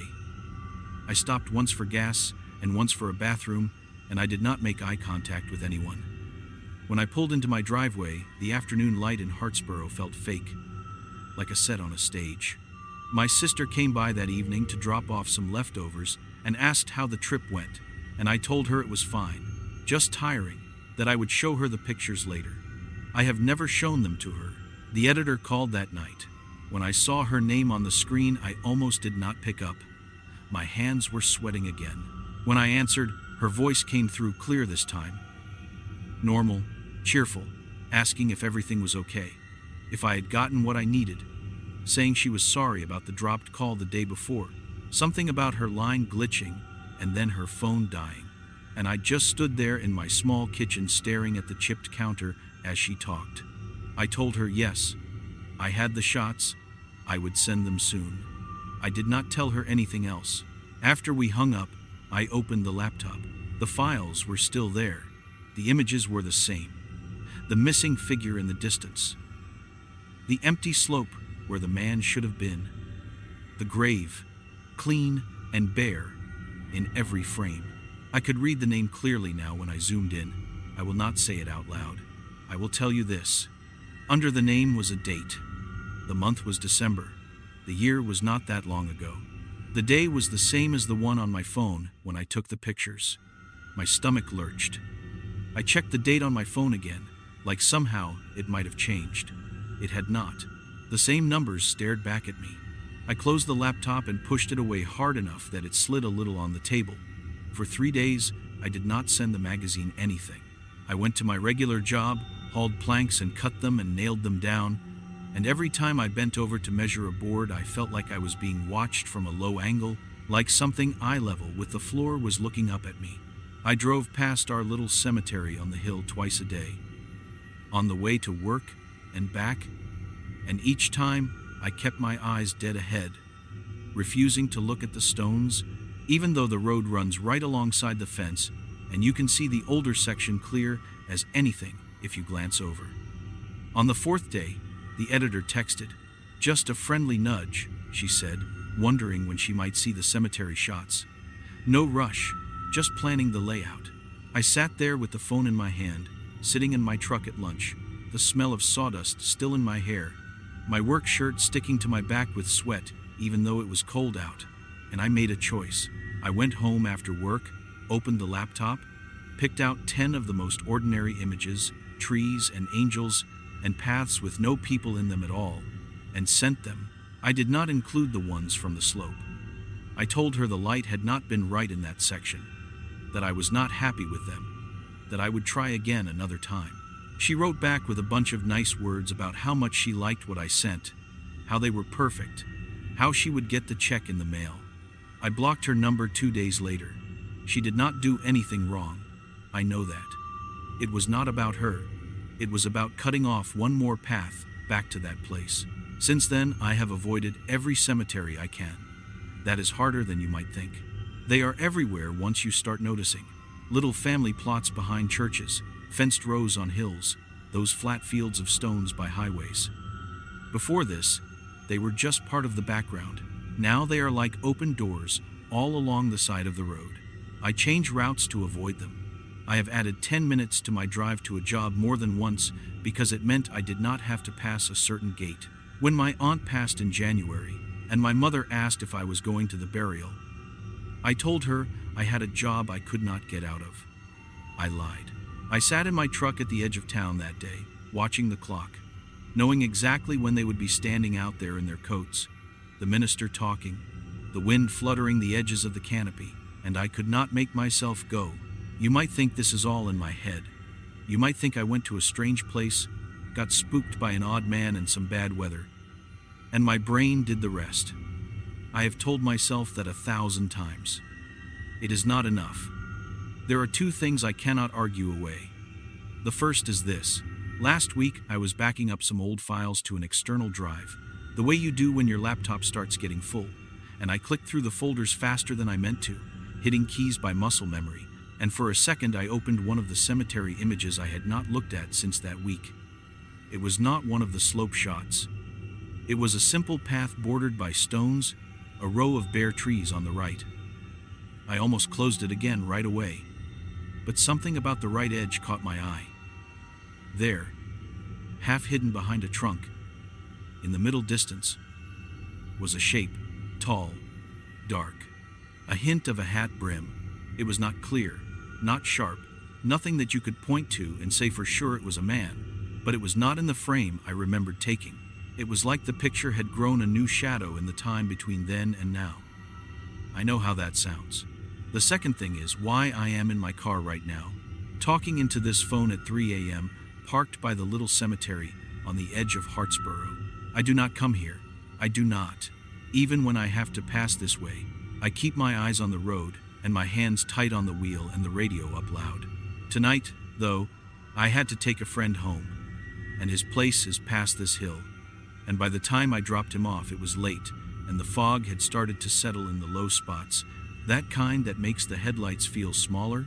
And when I came back down the road and saw the outline of the stones against the sky, I felt this pressure in my chest, this sense that if I did not stop, if I kept driving and kept pretending none of this had ever happened, something was going to get tired of waiting.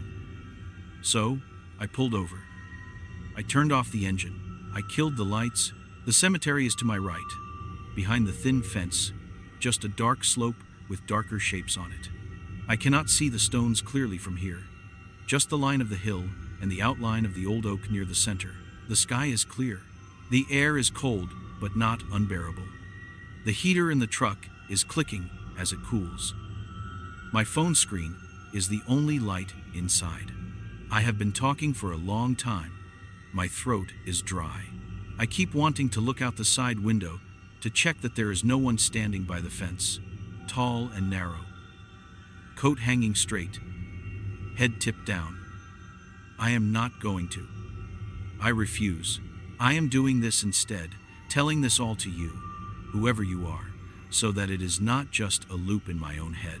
I need someone else to know that there is a place in Savannah where a man in old funeral clothes stands by the same grave at the same time, not moving, not speaking, not showing up in any picture, while snow falls only for him, and that if you stand there too long, if you look too long, if you try to capture him and prove he is real, he will follow the one thing you used to look at him with, back to where you sleep.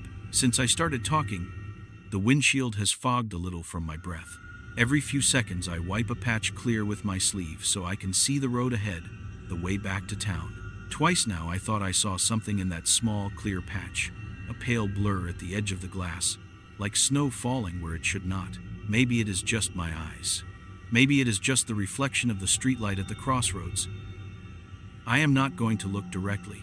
I am going to finish this, start the truck, and drive home by the long way that does not pass any more headstones. I have not taken a single cemetery job since that trip. I turned down 3 in the last month. People are starting to say I am picky, that I used to take any work, that I am letting money slip away. And they are right, but I would rather lay floors until my back gives out than stand in another field of graves with a camera in my hand while something stands where the living cannot see it. If someone offers you good money to go to a pretty old cemetery in winter and take pictures, think about this before you say yes. Think about the quiet spots at the back where the paths stop and the ground dips. Think about the way snow looks when it falls in a circle by itself. Think about what it would feel like to see your own name etched into stone you have never touched, with a date that has not happened yet. I did not tell you that part, did I? I almost left it out. When I zoomed in on that grave the first time, before I left Savannah, before I drove home, there was something under the date that I did not want to read. A second name. The letters were faint, like they had been started and not finished. My last name. My first initial. The rest of it was rough stone waiting for someone to carve it. I tell myself I imagined that it was a trick of light and low resolution. But when I close my eyes, I see it plain. I am not going back to check. I do not need to. I have changed my routes, my work, my life, to make sure I never stand on that slope again. I am not asking you to believe all of this. I am just asking you, the next time you pass a cemetery, especially in December, especially when the air feels wrong and the traffic sound goes thin for no reason, to keep your eyes on the road and your hands on the wheel and your camera in its bag. And if you see a tall man in an old coat standing alone by a grave, do not try to take his picture. Some things do not want to be caught in the way we think, and they have other ways of making sure they are not alone. My name's Daniel Pike. I'm from a little neighborhood outside Pueblo, Colorado, and I work as a roadside tow driver for a small family company, the kind where you answer your own dispatch calls and your hands always smell like rubber and cold metal. And I am sitting right now in my truck outside a different cemetery with the engine running and the heater on full blast. Even though I am sweating, and I am trying to get this out in one go, because if I stop talking, I am going to start looking in the mirrors again. And if I start looking in the mirrors, I know what I am going to think. I see back there by the gate. And I am not going through that a second time. So just listen. All right, I am telling you exactly what happened to me by that cemetery up near Silver Cliff last December. And I know how it sounds, but I swear to God, I am not making any of this up. And I am not an author. I barely passed English in school. I am just a guy with a bad back and a calloused right hand from running the winch handle too many nights in a row. That day started so normal it hurts to think about it now. Because if there had been any sign, any weird dream, or anything, I could say, okay, maybe I was already off. Maybe my head was messed up. But it was just a regular winter work day, and I remember the details too well, like they got burned in. I woke up at 5 because my phone alarm is set to this annoying beeping that sounds like a smoke alarm. And if I do not use that one, I just sleep through everything.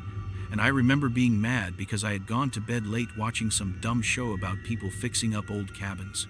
I made coffee in that chipped white mug with the blue ring around the top, the one my ex left behind. And I made 2 slices of toast with peanut butter, and I dropped the second slice on the floor. Peanut butter side down, and I almost called in sick right there because I took it as a bad sign. But then I laughed at myself and rinsed it off under the sink and ate it anyway like an idiot who thinks nothing bad ever really happens to him. I checked the weather on my phone, and it said snow late afternoon, maybe heavier in the mountains. And I threw on the gray long-sleeve thermal shirt with the small oil stain on the stomach, my dark work pants, wool socks, and my company hoodie with the stitched logo over the chest, and I grabbed my beanie from the hook by the door because they always say, carry winter gear even if the sky is clear. It was December, mid-month. I remember because the Christmas lights were already up around town, and the radio had done that thing where they play one holiday song every 3 tracks, and it was the kind of cold that makes the air feel like clean glass when you step outside. Sharp, but not yet painful. I clocked in at 6:02 on the little tablet in the office. I remember seeing the time because I joked with my boss that I was 2 minutes late, and he said if I kept that up, he would have to cut my pay, and we both laughed because we both know he pays me under the table half the time anyway. I checked the truck like always, walked around it, looked at the tires, kicked the front right out of habit, checked the winch cable for any fray, made sure the chains were all there, checked the emergency kit, the big red metal box with flares and blanket and jumper cables. There was nothing weird, nothing off, no cold spots or strange lights or anything that would make a story. Just a tired guy, a dented white truck that needed new wipers, and a gray sky waiting to drop snow on the mountains. The first few calls were boring. A dead battery in a grocery store parking lot. A lady who left her lights on while she ran inside for milk and came back to a click instead of a start.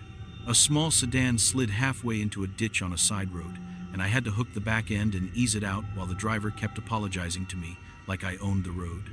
I ate lunch in the truck, a ham and cheese sandwich and a bag of chips. And I remember there was a little smear of mustard on the steering wheel that I meant to wipe off but never did.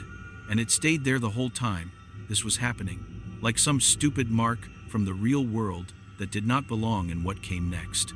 Dispatch called about 3 in the afternoon and said there was a possible breakdown up near a small highway outside Silver Cliff. Some out-of-state driver who said his engine light was flashing and he was hearing a bad noise, and he was worried he would get stranded if the snow came in. They asked if I wanted it because it was a longer run, and longer runs mean more pay, and I said sure. I needed the money for a new set of winter tires for my own car, and I did not even think about the fact that it meant I would be out there after dark in the mountains in December. On the way out there, the clouds thickened, that big solid gray sheet that looks like you are driving under the underside of a bowl, and the temperature dropped on the dashboard little by little until it was showing something like 20 degrees and falling. I remember passing a long, straight stretch of road that ran along a fence with old wooden posts and thinking, that looks like something from a movie. The way the grass was all dead and laying down, and the snow started with just a few flakes hitting the windshield like white bugs. The further I went, the less friendly everything looked. The houses got farther apart. Then they went away altogether, and it was just open ground and dark shapes of trees and these low hills. The snow picked up, big fat flakes at first, then smaller and more of them, and the wind started pushing against the truck, so I had to grip the wheel harder. I talked to the guy on the phone once when dispatch patched him through. He said he was from out of state, just passing through, and he sounded tense, but not panicked, and he said he had pulled off near some old cemetery because it was the only place he could get off the road without just stopping in the middle of a lane. And I remember thinking that was weird, because who chooses a cemetery? But I did not say anything. I just told him to stay in his car, keep warm, and I would be there as soon as I could. The last normal thing I remember is the time on the dashboard when I turned onto that smaller road. It said 5:07 p.m. I remember because I thought, okay, if this is quick, I can still be back on the main highway by 7 and maybe home by 9. And I pictured heating up leftover chili and maybe watching another episode of that show, and I had this small, pleasant feeling in my chest, like I was doing my job and earning my living and everything was simple. The road to the cemetery was narrower, 2 lanes but barely, and the snow was coming harder now, sideways, like the wind wanted to scrape the paint off the truck. My wipers were doing their best, but they left streaks, and every so often I would see the snow run in the light beams like static. The trees started to close in a bit, evergreens and bare branches, and the world went dimmer, like somebody was slowly turning a dial down. My GPS did not show the cemetery, just a little gray road bending up toward the hills. But the guy on the phone had given me a mileage marker, and I counted them until I saw the break in the fence and the dark outline of a gate. I almost missed it, to be honest, because the snow had built up along the side of the road, and the sign for the place was old and the paint was faded. There was a small gravel turn-in, 2 ruts already partly covered, leading up toward a small church shape on the hill, and a metal gate that was standing open like a mouth. I pulled in just enough to get off the main road because the last thing I wanted was to get rear-ended by someone blasting through the snow, and I put the truck in park and turned on my hazard lights so the red flash reflected on the flakes in this weird, steady rhythm. The first thing that was wrong was the missing car. There was no other vehicle there. No sedan with its hood up, no frightened driver waving, nothing. Just my truck idling, the snow, and the narrow gravel road going up through rows of headstones toward that dark shape of the chapel or whatever it was.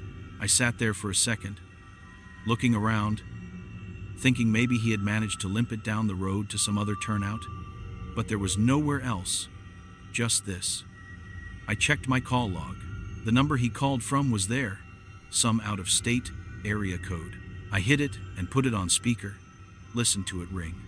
It rang and then cut to some generic voicemail. No name, just a computerized voice saying the person was not available. That bothered me more than it should have. People leave names on their voicemail, even first names, at least a hint. This was just empty. I hung up and rubbed the back of my neck, and the hair there was prickling in that way it does when you walk into a room and feel like something is off before you can say what. The gate was open. I keep thinking that. The gate was open and it was snowing, and it should not have mattered, because gates are just gates, but it did. I radioed dispatch, told them I was on site, but did not see the vehicle. Asked them to try calling the guy again. They said they would.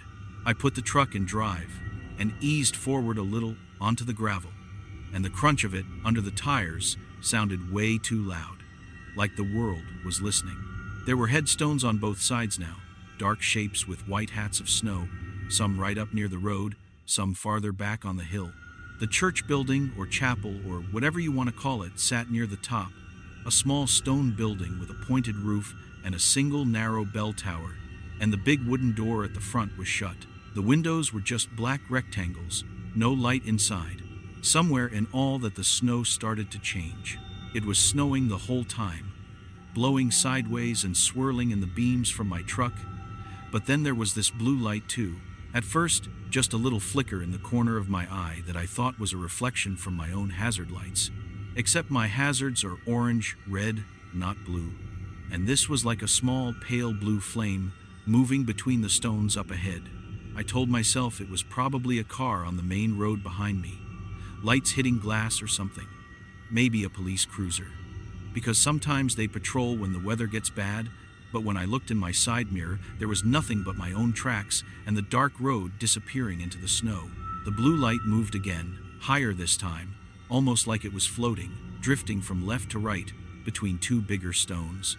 This was where I made the first mistake. Or maybe it did not matter because everything was already set. But I put the truck in park, grabbed my flashlight from the holder on the door, and stepped out. The cold hit me like a slap, right through the jeans, right through the hoodie. The wind carried the snow sideways and stung my cheeks, and my ears hurt even under the beanie. The sound of the truck idling behind me was this steady, low rumble that felt like a rope tied to the only normal thing left. But I stepped away from it anyway because I thought I had a job to do. I told myself maybe the driver had walked up to the church building for help. You know, maybe the caretaker or pastor lived nearby and he went to knock. And those blue lights were just some kind of decoration. Christmas lights, reflected in the snow, something dumb like that. I crunched up the gravel slowly, the beam from my flashlight cutting across names and dates. I did not read them at first. I kept my eyes on the ground and on the little drifted edges of the road and on the shadow of the chapel above. And I shouted, "Hey, it is Daniel from Roadside. You call for a tow," just to hear my own voice in the air. It sounded small immediately. It went out and died between the stones, and the falling snow ate it like it was never there. The blue light flickered again off to my right. I swung the flashlight that way, and for a second I saw it clearly, not reflected off anything, just there in the air, about chest height between two old stones. It was the size of maybe a fist, but not one solid shape, more like a cluster of sparks, all the same pale color, moving around each other slowly, and before I could really understand what I was seeing, it slid sideways, not bouncing or blinking, just gliding, and disappeared behind a taller monument. I could feel my heart starting to pick up. I said out loud, "That has to be some kind of light, like a lamp or something," even though I knew in my gut that it was hanging in midair where there was nothing to hang from. When weird things happen, you start giving them names from normal life to make yourself calm down. I walked a little faster, because the wind was pushing at my back now, and the snow was getting deeper, crunching up over the tops of my boots in places. The gravel road bent around to the left in front of the chapel, forming a sort of loop, and right there, at the point where the loop began, was the iron arch with the cemetery name on it. The gate itself was a shorter metal swing gate set in posts, and when I say it was open, I mean it was open wide enough for a car, like someone had gone through recently or wanted people to come in. I stepped up to that point and stopped because my flashlight beam landed on the gate latch and the metal there was clean. The rest of the gate and the posts had rust, little flakes and streaks, and the kind of rough texture you get when metal has been out in the weather for years. But the piece where you lifted it to latch or unlatch, that part was shiny, like a lot of hands had been there recently, or like someone had just wiped it clear. Little bits of melted snow were running down from it like tears, and I remember thinking that was too much detail for my brain to make up. The blue light showed up on the other side of the gate, farther up the hill now, weaving between the stones in a slow, steady pattern, like it was checking each one. It would go behind a stone, disappear, then show up on the other side, lower or higher, and move on. It was not random. I stood there like an idiot, watching it for a full minute with my mouth open, my breath tearing out in white clouds. My toes were starting to go numb. Somewhere behind me, the truck engine sounded like it had faded, even though I knew it was the same distance away. The snow under my feet squeaked in that way it does when it is extra cold. I called out again, louder. "Hey, this is Daniel. If you are up there, say something." And my voice did that embarrassing crack on my name, like a teenager. And there was no answer, just the wind and the soft ticking of snow landing on my hood and the little hiss of it hitting the hot metal near the engine. That is when I checked the time again, because I remember pulling my phone out to call the driver, thinking maybe he was sitting behind one of the stones trying to stay out of the wind, which is a dumb idea, but people do dumb things when they are scared. The time said 5:42 p.m. It could not have been that late. It felt like 5 minutes since I had turned off the main road, maybe 10 since I got there. I had this moment where my stomach dropped, and I told myself I must have been wrong about the original time. Maybe I misread the digits. Maybe it was 5:27 when I thought it was 5:07, and I almost believed that. I really did. I called the number again, straight to voicemail this time, not even a ring. I backed up a step toward the truck without meaning to, my boots leaving long, shallow prints that filled with fine-blown snow. The blue light stopped moving. It hung between two stones up on the hill, about level with the top of the chapel roof, and for the first time I realized it was not the only odd thing. The snow around it looked different. It was hard to see at first because of all the flakes coming down in front of my face. But up there, in that part of the cemetery, the snow seemed to be falling slower, like it was underwater, while down here by the gate it was whipping around my legs and stinging my cheeks. It was like there was a line across the graveyard where the storm changed speed. I stood there, breathing hard, and I told myself, if this is some weird weather thing, and I leave without checking, and that guy is up there freezing, I will never forgive myself. So I did what I wish more than anything I had not done. I went in. The moment I stepped past the gate posts, everything narrowed. The sound of the truck dropped again, like someone had turned down the volume on the world behind me. The wind still hit my back from the side, but it sounded different, muffled, like it was blowing through thick cloth. The air felt denser, colder, but not the way it feels out on the open road. It was the kind of cold you get in a walk-in freezer that has not been opened in a while, dry and still and hard to breathe in.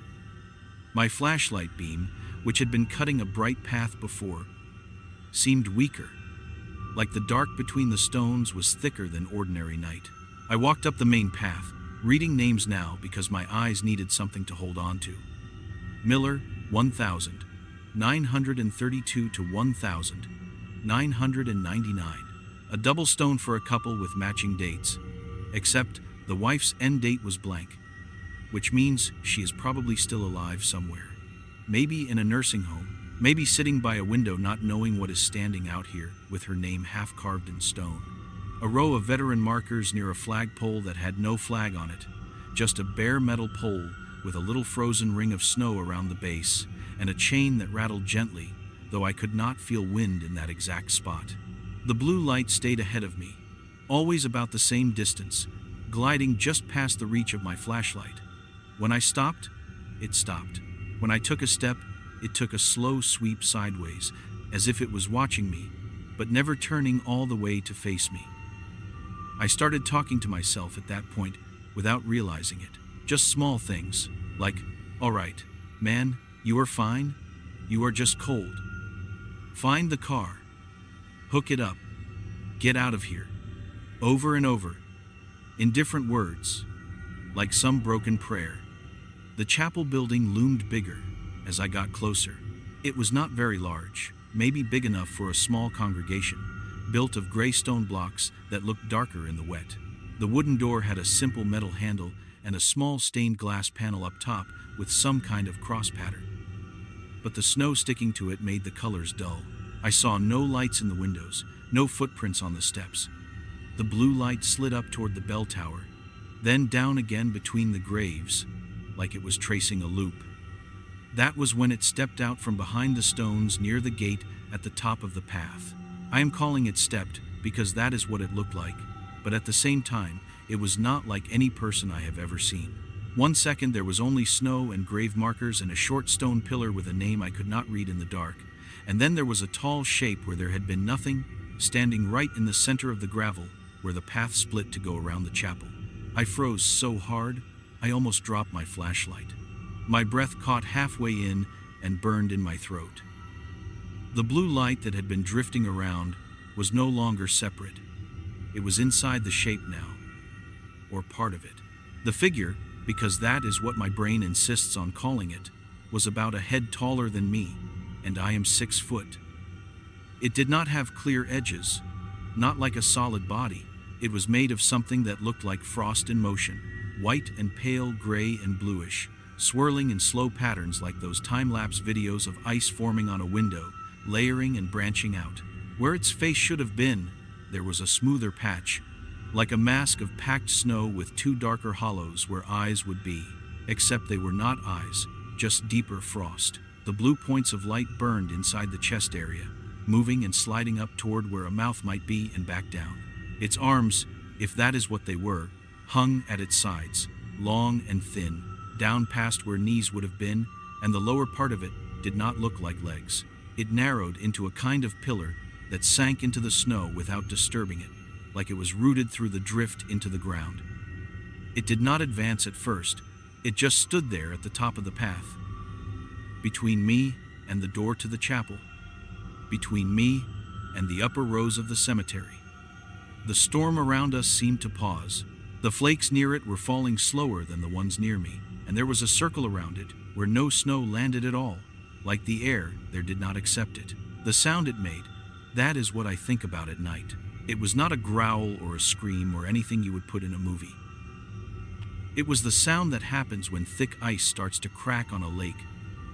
That long, tearing, echoing noise that goes down into your bones, but quiet, like you were hearing it through a wall, and layered under it was this faint chime, like a bell being rung far away underwater. My legs wanted to go backward, but my boots would not move. My hand tightened on the flashlight, so hard my knuckles hurt. I remember the small, stupid detail that the little mustard smear on the steering wheel back in the truck popped into my head, and I thought, you will never wipe that off. You will die with that still there. And it hit me how sure I suddenly was that this was not a storm trick or someone playing with a drone or anything I could fix with a wrench. My voice came out thin and high when I said, "Hey, I am just here for the car. I am going to go now." And the thing responded. It did not open a mouth. The blue light inside it surged upward and spread out, and the cracking ice sound grew sharper for a second. And then there were words. They did not come from a normal place.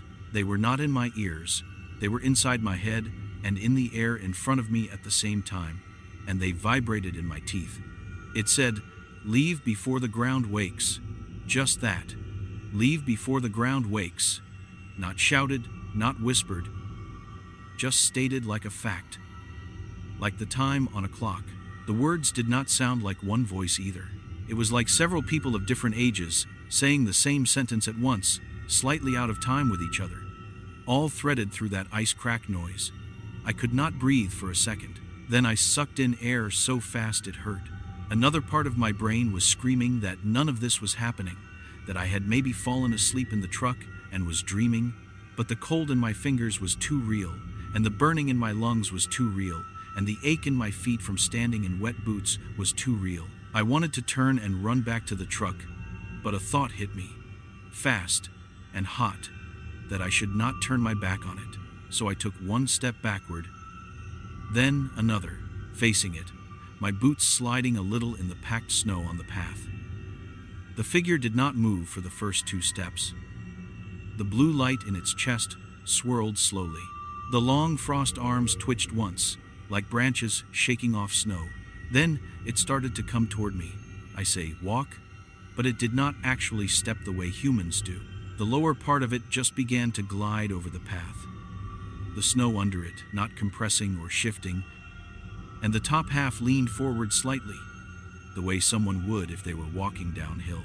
The air got colder in front of it as it moved, and I felt this pressure on my skin, like standing too close to a freezer door that is being opened after being sealed for a long time. The words repeated, same tone, same layered voices, leave before the ground wakes.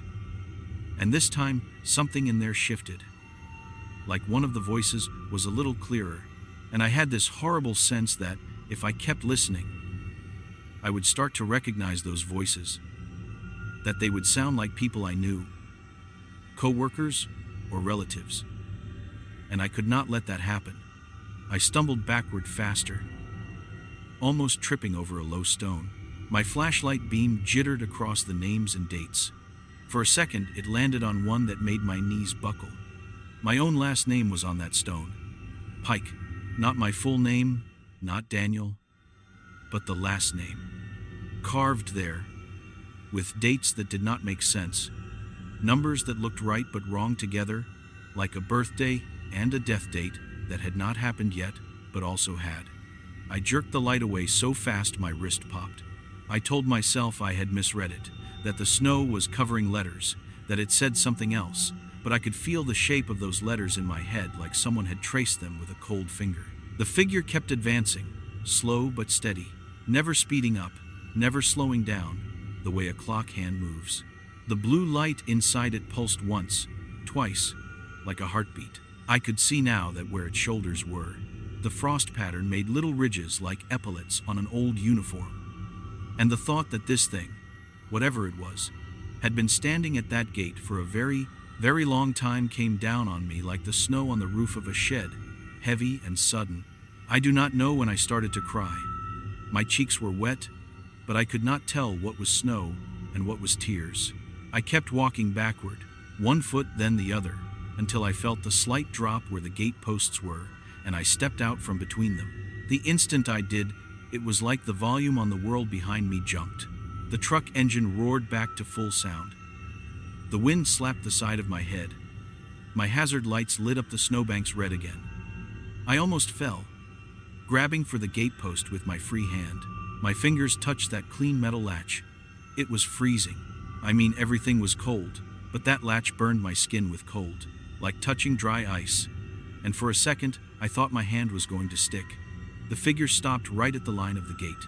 Its base, that narrowing column of frost and light, came right up to where the gravel road met the cemetery path and no farther. It loomed there, taller now in my mind, filling my vision. The blue in its chest dimmed a little, then flared, and the cracking ice sound rolled out across the stones again. The words this time were not a sentence. They were just one word, repeated 3 times, each one slower than the last. Down, down, down. The last one was so long, it felt like it went through the bottom of my feet into the ground. I do not remember running back to the truck.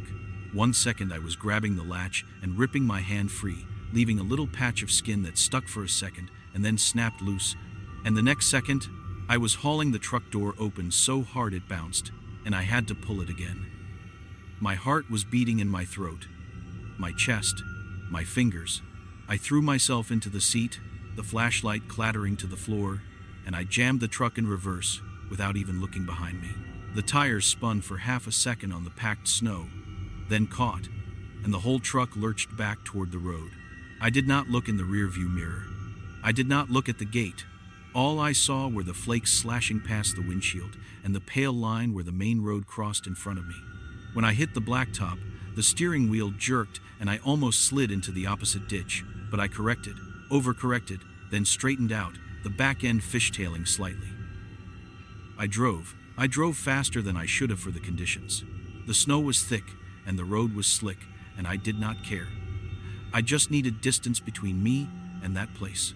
After maybe what felt like 5 minutes, my chest started to hurt from breathing so hard, and I realized my hands were cramping on the wheel.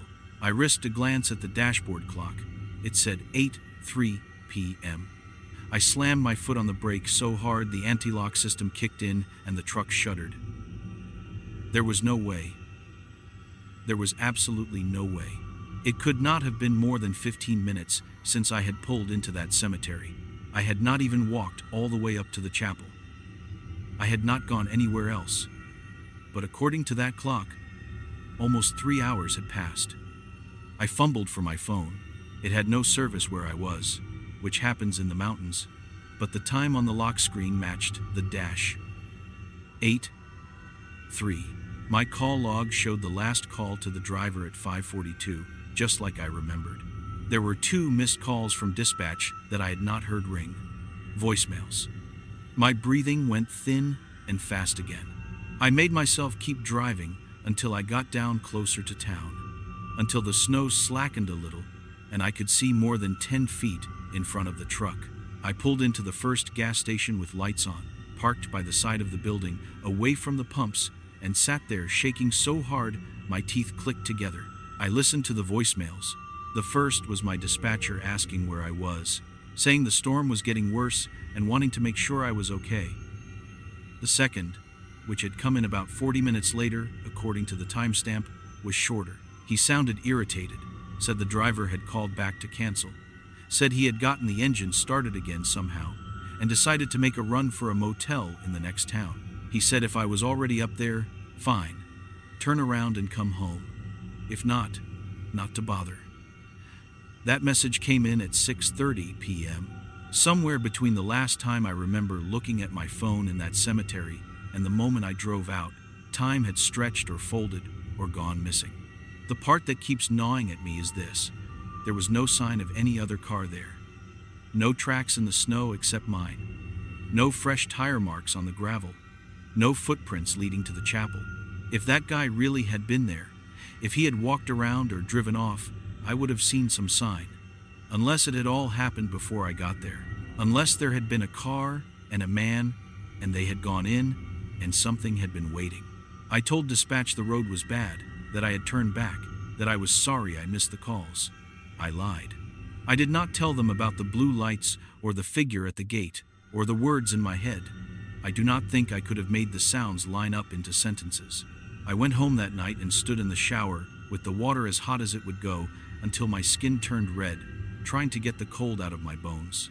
When I looked down at my right hand, the one that had grabbed the gate latch, the skin on the palm below my thumb was white and a little blistered, like I had touched something too hot instead of too cold. It stayed like that for days, then peeled. Underneath, the new skin was paler than the rest, almost shiny.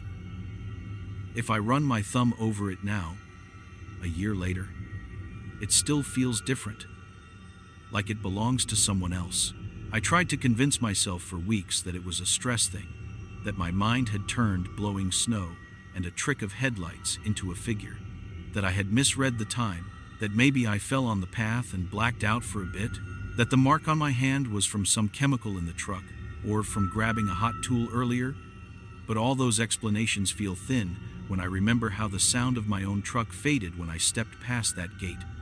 how the blue light moved in a pattern that was searching, how the thing stopped exactly at the line where the cemetery ended, as if it could not or would not cross it. For a while, I tried not to think about the words. I tried to push them down, leave before the ground wakes. Down, down, down. But they creep back in when I am tired, when I am alone in the truck at night parked on the shoulder, waiting for a call, when I drive past any place with headstones. I used to not notice cemeteries much. They were just part of the landscape. Now, I see every single one. I feel them before I see them, like a pressure change in my ears. I turn the radio up every time I drive past one. Not because music fixes anything, but because I need some human noise between me and the rows of stones. I do not take jobs that go up near Silver Cliff anymore. I told my boss my truck has trouble in the mountains. Some nonsense about the transmission. He thinks I am lazy. He has no idea that every time he mentions that route my palms sweat and that patch of skin on my hand tingles like it is remembering the cold. I have started taking the long way around town too. There is a small hillside cemetery on the edge of the city that my route used to pass 3 or 4 times a week. The road that runs along its fence is the fastest way to get to one of the major highways. Now I will add 10, 15 minutes to any call to avoid that stretch. I will take back streets, go through neighborhoods with too many stop signs. Anything to keep that fence out of my side window. If I absolutely have to pass a cemetery, because sometimes you cannot avoid them, I find myself counting the seconds until it is out of sight. And I keep my eyes straight ahead, and if I notice any blue light at all, from a police car, from some LED decoration, from a reflection off a window, my heart slams into my ribs so hard I have to grip the wheel and remind myself to breathe. I can still smell that night if I close my eyes. Cold metal, wet wool, a faint hint of old flowers, the plastic kind people leave when they do not come often enough for real ones, rattling in the wind. Underneath all of it, the smell of earth that has been frozen and thawed too many times, heavy and damp and final.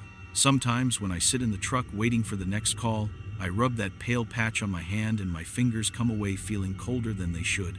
Sometimes, on the worst nights, when it is quiet and the sky is the same solid gray it was that day, I look in my side mirror, and for a split second, I think I see an open gate behind me where there should be only road, a gate with a clean metal latch, and snow blowing through it in a slower pattern than what is hitting my windshield.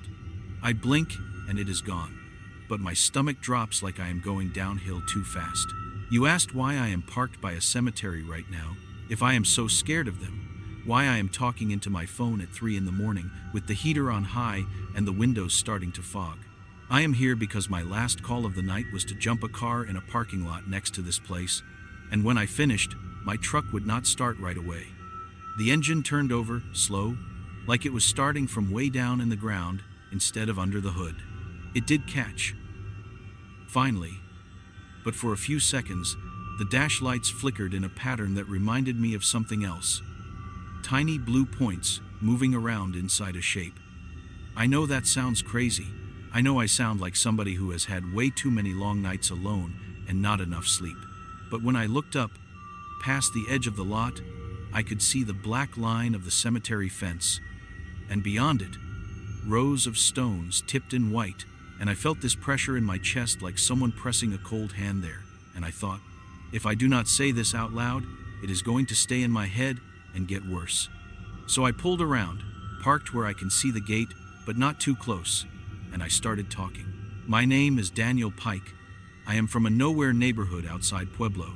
I fix other people's bad nights for a living, and I will not walk inside a cemetery fence anymore. I will not step past another gate. I do not care who calls, what they offer, or how much extra they pay for a long haul up a mountain in the snow.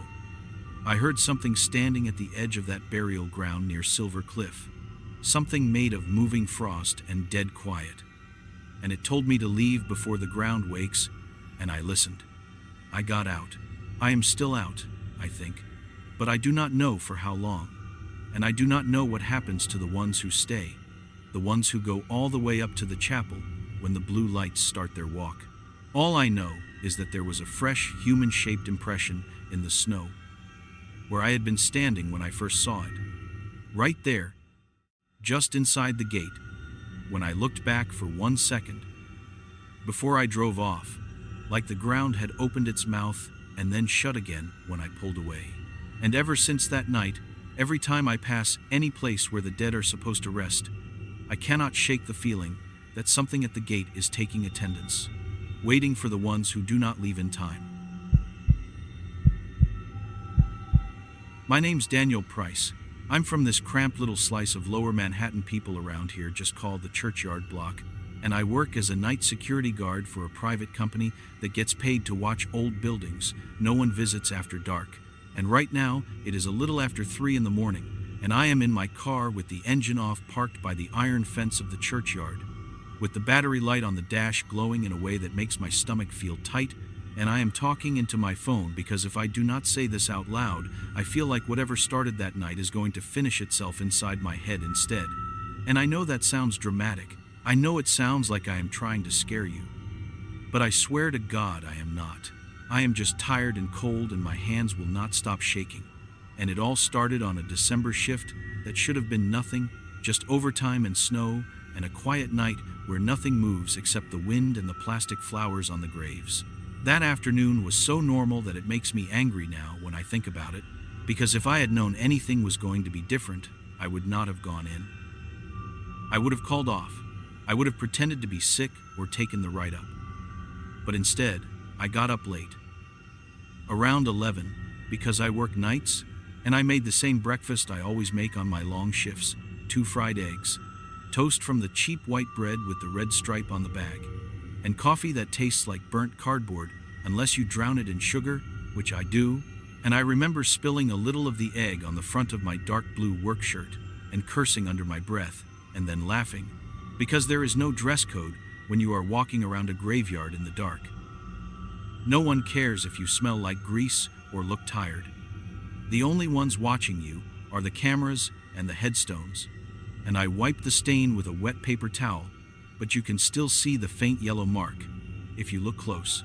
I am looking at it right now in the light from the street lamp outside the cemetery gate, and it feels like proof that that day was real and not something my brain made up. I left my apartment around 4 in the afternoon because the snow was already starting, big lazy flakes that looked harmless. And I wanted to catch the early train across the river in case the lines got messed up later. And I remember checking my phone on the platform, seeing the date, December 15th, and thinking about how my mom had texted me earlier asking if I was coming upstate for Christmas this year, and I had told her I did not know, that the schedule was weird, that maybe I would catch a late bus. All these little lies we tell because we think there is more time, because we do not know that one night in the middle of the month is going to set up camp in our head and never leave. And I stood there with my hands in my pockets and the snow settling on the shoulders of my jacket, and I felt nothing, just the normal boredom before a shift. The site I was assigned to is this old stone church, wedged between the glass and steel of the financial district. And the graveyard wraps around it on 2 sides, iron fence with spikes, crooked headstones so old some of the names are gone or half gone, and little paths of gravel that crunch under your boots when you walk them. And when the wind comes down the street, just right, it carries the smell of wet stone and cut grass, and something else. Something like cold metal. I never liked that smell, but I got used to it. That is the thing. You can get used to anything if it pays the rent. Most nights my job is simple. I check the gates, I walk the perimeter, I make sure no one is sleeping between the stones or trying to climb over the fence from the street. I log my patrols on a little handheld device that pings the company if I miss a round, and I sit inside the tiny security room off the side entrance of the church when my feet get too cold, with the little electric radiator humming and the old TV playing whatever channel still comes in on the beat-up antenna, and I drink coffee from a machine that should have been retired 10 years ago. That night my supervisor had called me around noon and asked if I wanted an extra 4 hours, because they had a private event in the parish hall that was going to run late. Some charity thing, and they wanted a guard on until 4 in the morning instead of midnight. And I said yes without thinking, because Christmas was coming and my bank account looked like a joke. So when I signed the log that said 1600 hours, I was already locked in until 4, and I remember thinking the worst part was going to be staying awake in the quiet with the snow. When I came up the subway stairs, the wind cut down the street like a knife, pushing the snow sideways, and the traffic noise was muffled. Not gone, just pressed down, like the city was under a blanket, and I crossed toward the churchyard and did the thing I always do. I glanced through the fence at the graves as I passed, counting a couple of the stones I know by heart, just to center myself. There is a tall one, with an angel whose face has worn away, a low one with a lamb carved on top, another with a name I always read because it sounds like a character in a book. And I know this sounds weird, but after months of working there, you start to feel like those stones are co-workers, like you are checking in on them when you arrive. And that day, the snow was just starting to dust their tops, little white caps on old gray rock, and I remember thinking it looked almost peaceful. Inside the security room, my coworker Jason was on his way out, shrugging into his coat and complaining that his bus was going to be delayed. And he said I was crazy for taking the extra hours, that no one was going to bother us on a night like that if anything happened, it would be someone slipping on the sidewalk and trying to sue. And I laughed and told him he owed me a coffee next week if the overtime went through, and he slapped my shoulder and told me to enjoy the peace and quiet. And then he was gone. Just like that, the door shutting behind him with a little clap, leaving me in the small, warm room with the hum of the radiator and the flicker of the monitor that shows the camera feeds. On the screen there are 4 angles of the yard and the side alley, black and white, old cameras that bloom out whenever a car headlight sweeps past. And I looked at them out of habit while I hung my jacket, while I clipped the radio to my belt, while I set my coffee down on the desk. Nothing looked off. The paths were empty. The gates were closed. The snow was starting to pile up in little drifts against the stones. Just a regular winter evening. The first round I walked at 5 sharp, crunching along the gravel with my flashlight, sweeping the rows. The beam catching names and dates and the edges of plastic flowers that rattled whenever the wind pushed at them, and I could feel the snow tapping against my hood, melting as it hit my cheeks, and I remember thinking that it would be a long night, but an easy one. And when I came to the far corner of the yard where the oldest graves are, the ones no one visits because the families are gone or moved away or forgot, I noticed a new little orange flag staked in the ground near one of the leaning stones, the kind the grounds crew uses to mark where they need to dig or repair. And I frowned because it had not been there yesterday, and no one had mentioned new work, and for a second I thought about radioing the maintenance guy. But then I told myself I was being picky, that they could have said it in the afternoon before my shift, and I moved on. That is the first thing I would go back and change if I could. Right there, that little decision to shrug and keep walking. By 7, the snow was coming down heavier, thick flakes that stuck to my eyelashes when I stepped outside. And the air had that strange, muted feeling you get during a storm, where the usual city sounds are washed out and everything feels closer, like the world shrunk to the circle of light around the street lamps, and the graveyard looked different, softer. The hard edges of the stones blurred under rounded mounds of white. But the paths were still visible, and I kept walking them every hour, logging my rounds, touching the RFID tags on the fence posts with my handheld just to prove I was there. At 8, the event in the hall ended. A few people came out laughing too loudly, their breath puffing in clouds as they hurried to cars, with their coats pulled tight, and one older woman stopped near the gate and looked out over the graves with this tired expression, like she knew somebody out there, and then she shook herself and walked on. And after that, it was just me and the snow and the rows of stones. Around 9:30, I was in the security room, flipping through channels on the TV, half watching a rerun of some game show, when I realized I could not hear the traffic anymore, not at all, no horns, no engines, just the faint rumble of the subway under everything, and even that felt further away. And I turned the volume down and listened, thinking maybe there was an accident. Maybe the street was blocked, but it was just the wind against the windows and the soft hiss of the radiator. And way beyond that, under everything, I thought I heard something else, like a low hum you only notice when you are very still. I shook it off, told myself it was the pipes or the old building settling, grabbed my flashlight, and went out for the next round. The air hit me like a wall when I opened the side door, cold and thick, and my breath rose in front of my face. And the snow on the path came up over the tops of my boots now, soft and squeaking under my weight, and the graves looked like hunched shoulders under white coats, and I clicked the flashlight on and followed the same route I always do, along the fence, past the newer stones, near the street, toward the older section at the back.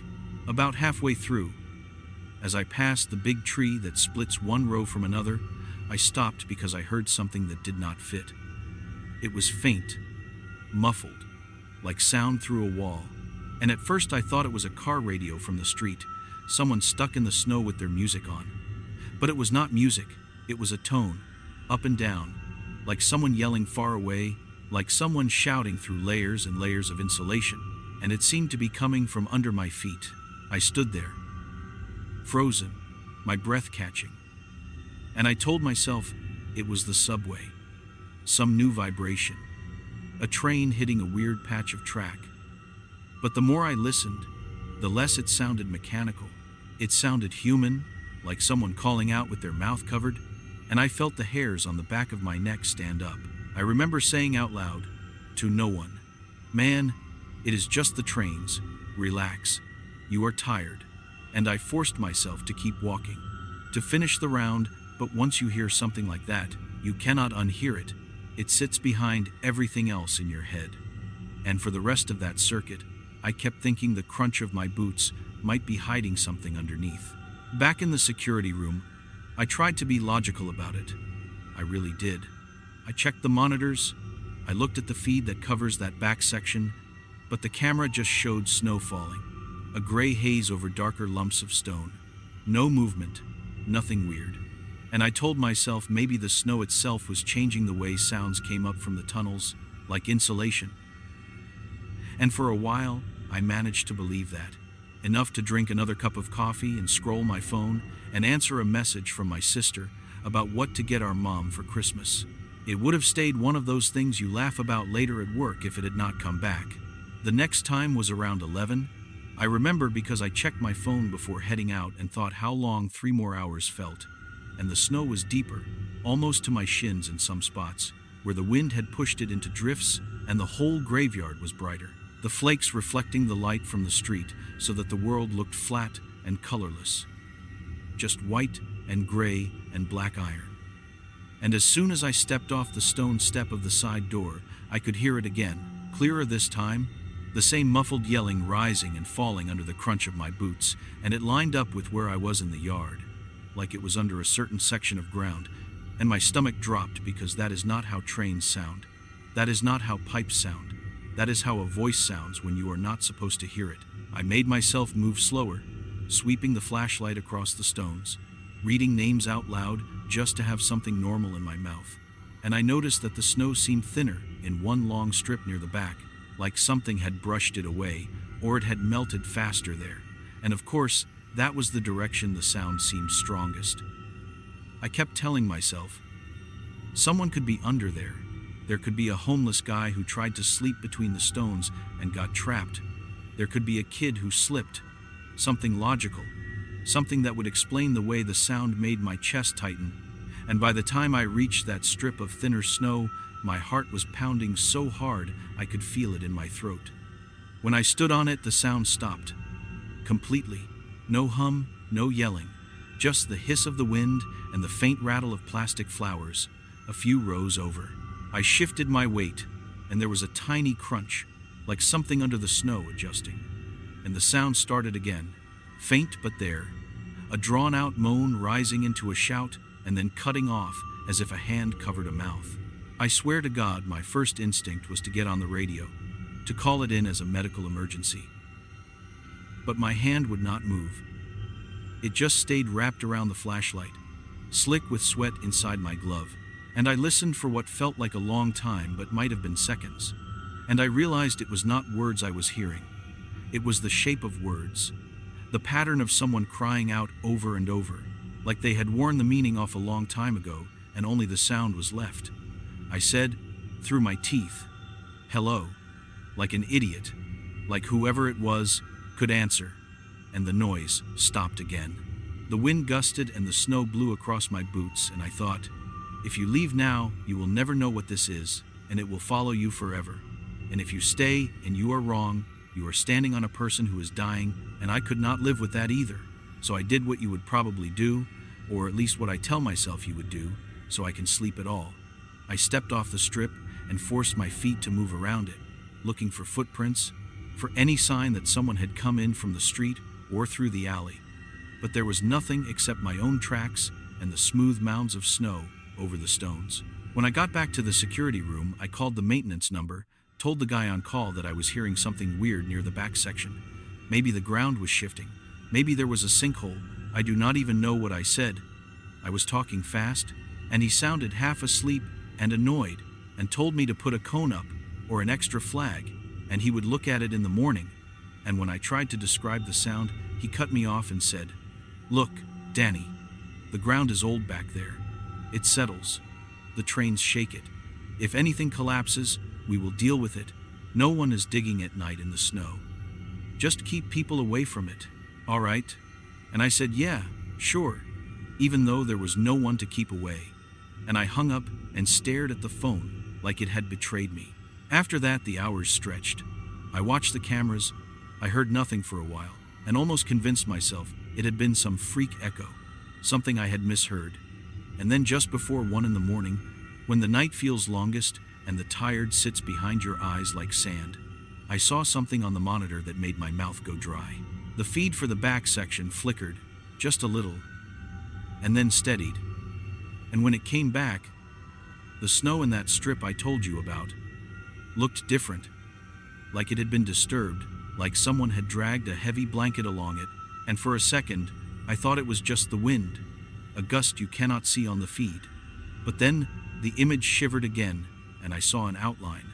Just for a moment, the shape of something narrow and long pressed up from underneath, like a body trying to roll in its sleep under a sheet.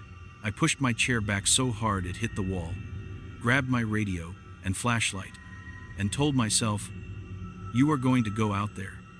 You are going to see a busted pipe or a patch of ground settling, and then you will feel stupid, and you will go home and laugh about how the old graveyard almost got you." That is what I told myself as I stepped out into the storm.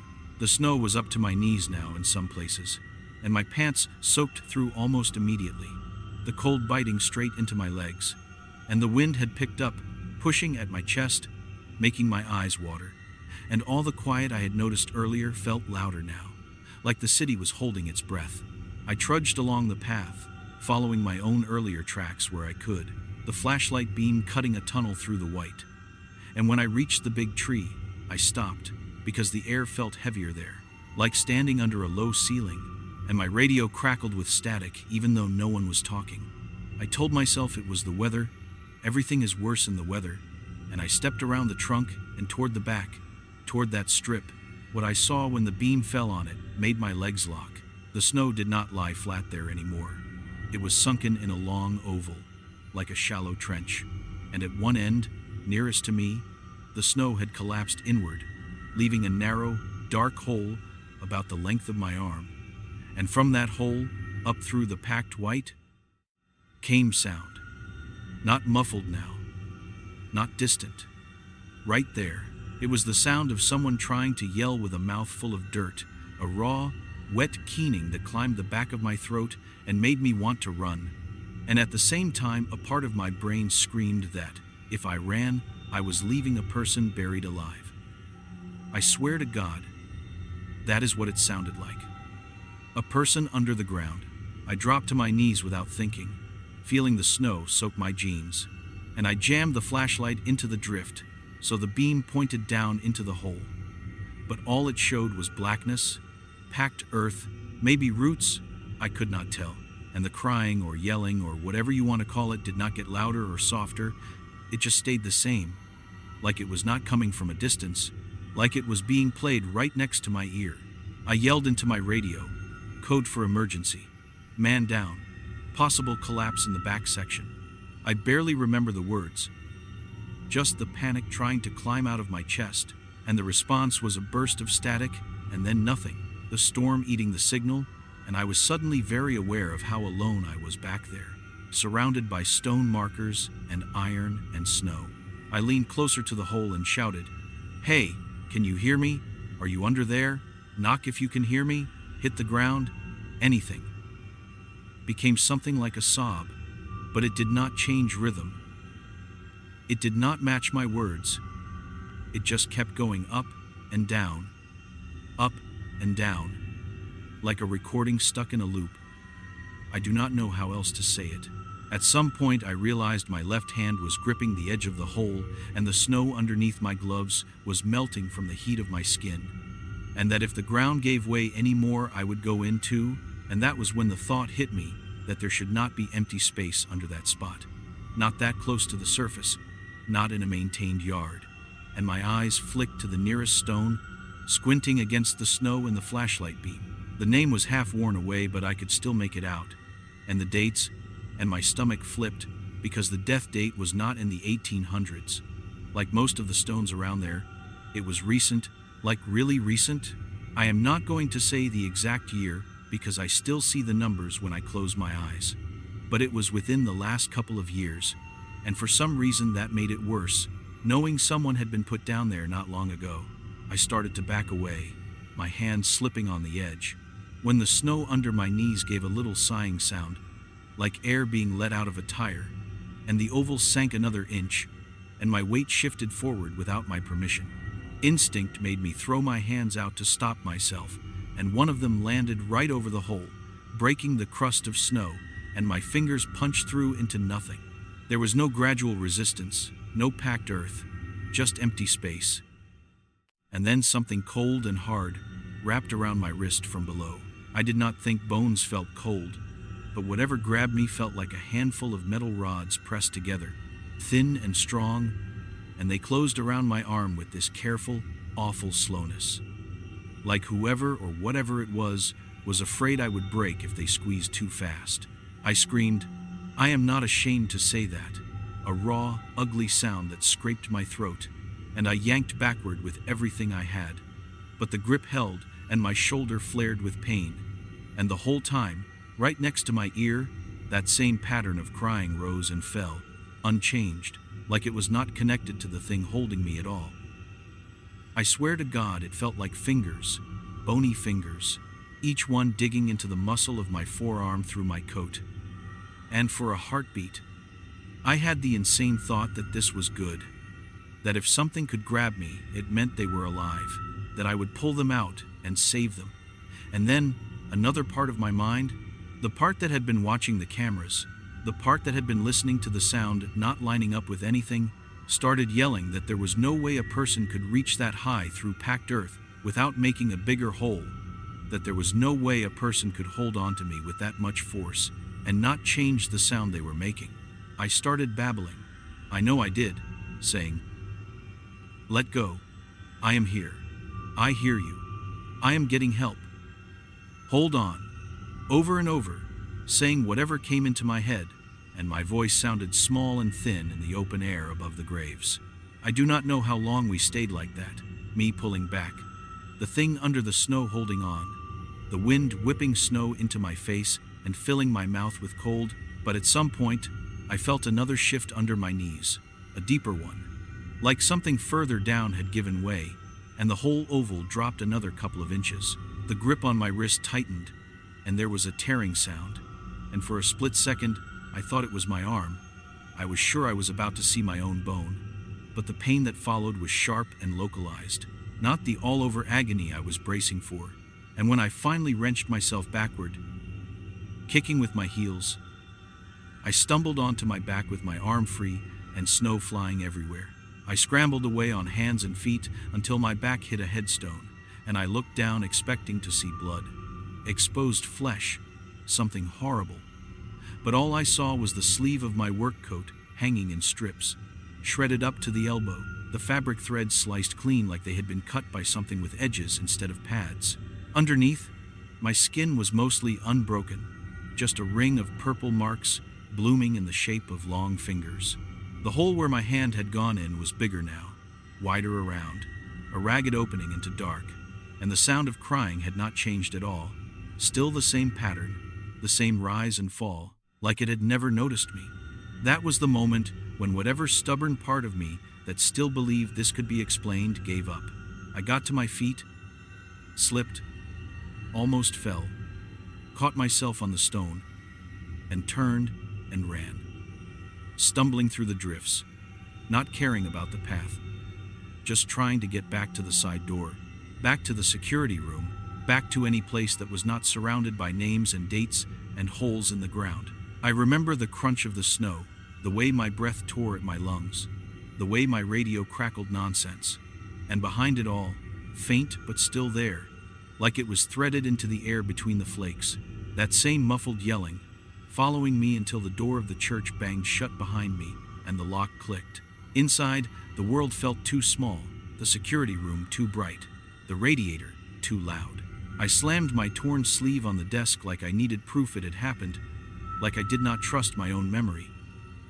And I grabbed the phone and called my supervisor, not the on-call maintenance guy, but the main office line that routes to whoever is unlucky enough to be awake. I do not remember exactly what I said, but it came out in a rush, me talking over myself, starting in the middle, going back, jumping forward, saying things like the ground opened and something grabbed me. And I think there is a void under one of the graves, and I'm hearing someone under there, and the man on the other end kept saying, "Slow down, Danny. I cannot understand you.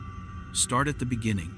And the more I tried to explain, the worse it sounded, like a story told by a kid, and I could hear the moment his tone shifted from concern to that polite distance people use when they think you are losing it. He told me to stay inside, to lock the doors, that he would call the church contact and maybe emergency services to check for a gas leak or a collapse. He said the word hallucination once, very carefully, like it might set me off, and then he said someone would call me back. No one did, not that night. I sat there with the cameras flickering and my coat sleeve hanging in threads and the purple marks on my skin getting darker. And I watched the back section feed like my life depended on it.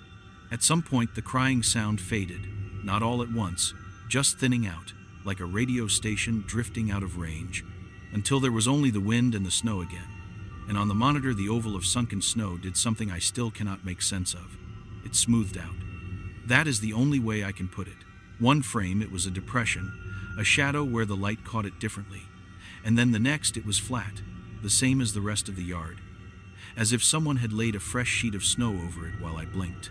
There were no footprints leading to it, no sign of anyone out there, just the falling snow and the stones. By the time 4 a.m. rolled around, my head hurt from trying to stay awake, and my body hurt from the cold and the adrenaline crash, and when the early shift guy showed up, he took one look at my face and my sleeve and said, "What happened to you?" And I tried to tell him, in a calmer way, leaving out some of the parts because I did not want to see that look again. And he nodded, like he was listening, and then said, "Yeah, man, these old places mess with you. You hear all kinds of things. Go home, get some rest, you will be fine." I wanted to grab him and drag him to the back section and show him the place where the snow had sunk and the hole had opened. But when I checked the yard before I left, everything looked normal. The snow was flat and smooth over that strip, no sign of an opening, no sign of anything having settled more than anywhere else, and if it was not for the marks on my arm and the shredded sleeve, I could have written it off as a dream I had in the chair. I went home on autopilot, the train a blur, the streets gray, and when I finally peeled off my coat in my apartment and saw the bruises in real light, I had to sit down. They were even clearer then, 5 long ovals on the inside of my forearm, too long for a normal hand, reaching nearly from my wrist to the middle of my forearm, faintly offset, like whoever had grabbed me did not quite know where to put their fingers. Over the next few days, they changed color the way bruises do, green and yellow and brown, and then they faded. But I still feel them sometimes when it gets cold. I went back to work, because what else was I supposed to do? Rent does not care if a graveyard scared you, and for a while, I tried to pretend it was a one-time thing. I avoided walking directly over that back strip, Made my rounds a little tighter to the path. Told myself it was just superstition, like not stepping on cracks in the sidewalk, and if the night was clear and bright and noisy with traffic, I could almost make myself believe it. The thing is, the yard did not let it go, even on quiet nights, when the snow had melted and the ground was dry. I would feel this heaviness in my chest as I approached that tree, like someone leaning on me from behind. And sometimes, just as I passed the spot where the oval had been, my radio would hiss for a second, a little burst, and then go silent. Once, in early spring, when the maintenance crew had cleared away the leftover salt and debris, I saw that the little orange flag I had noticed that first night was back, in exactly the same place, and there was a new mark on the stone beside it, a fresh scrape where someone had brushed away moss to read the dates. I asked one of the grounds guys about it, trying to sound casual, and he shrugged and said they had been checking some of the older plots for stability, looking for places where the ground was hollow, that kind of thing. But when I tried to get him to tell me if they had found anything there, under that specific grave, he suddenly had somewhere else to be. A few weeks after that, I was in the little office in the parish hall, looking for a form, when I found a binder with burial records, handwritten to typed, and for reasons I cannot explain, I opened it to the recent section and started flipping. I told myself I was just curious, that I wanted to know if we had had any collapses, any reports of settling. But the truth is, I wanted to see if there was anyone listed for that plot, if there was a name to go with the sound. When I found it, my throat went dry.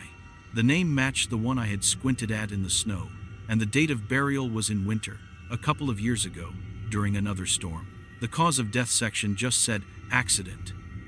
And in the notes, in faint pen, someone had written, arrived late due to road closure, ground frozen, difficulty lowering casket.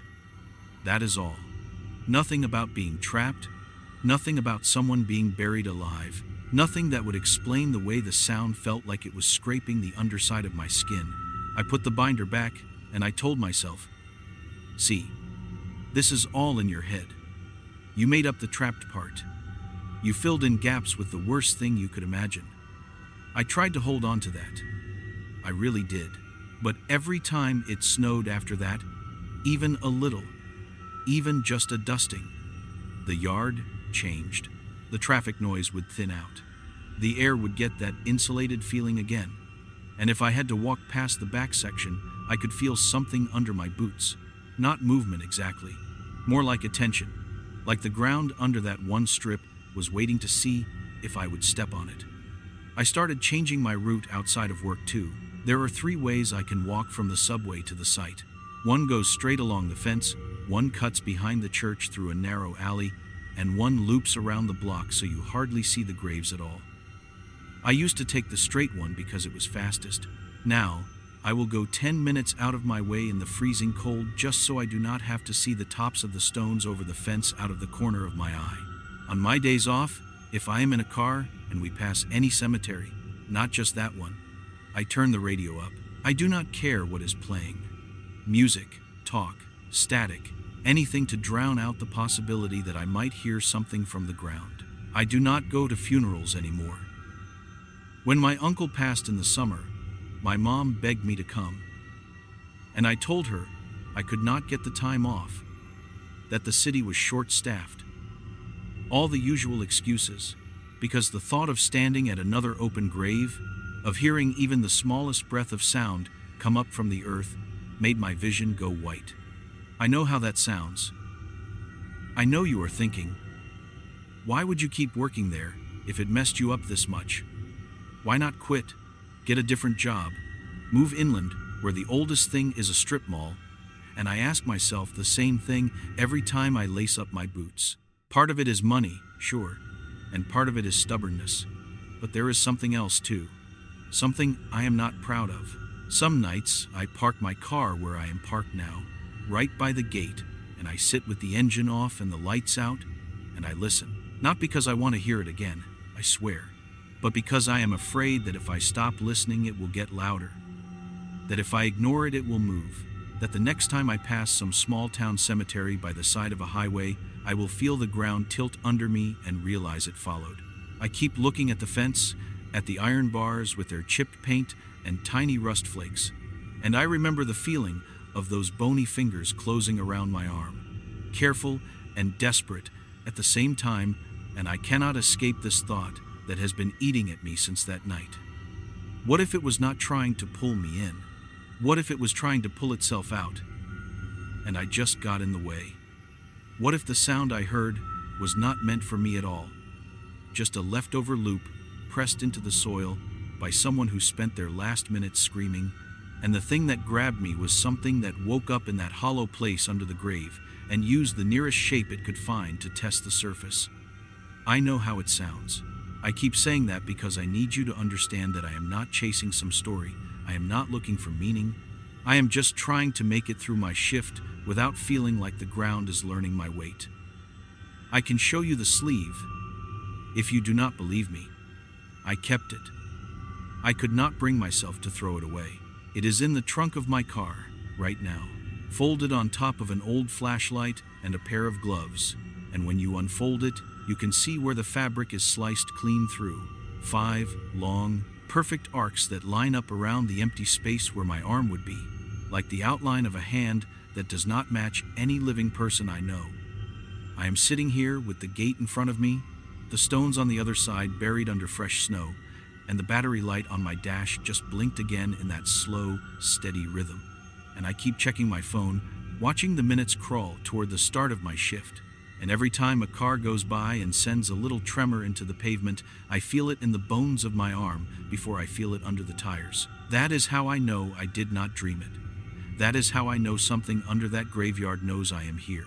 You can tell me it was stress, or weather, or a fault in the ground, or my brain misfiring in the quiet. I would love to believe you.